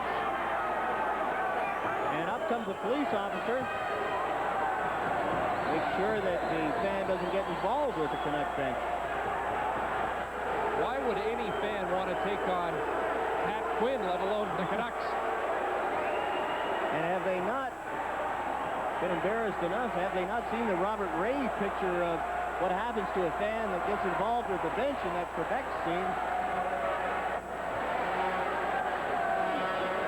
you're wondering about that Minnesota game and if it's the longest scoreless tie ever, March 24th, 36. Detroit beat the Montreal Maroons 1-0. It took till 16:30 of the third overtime period before Mud Bruneto scored. I thought you were going to ask me the trivia question, and I probably would have got it. I knew Mud Bruneto got that too. Okay, here's one for you. There was one that was almost as long. 104 minutes and 46 seconds.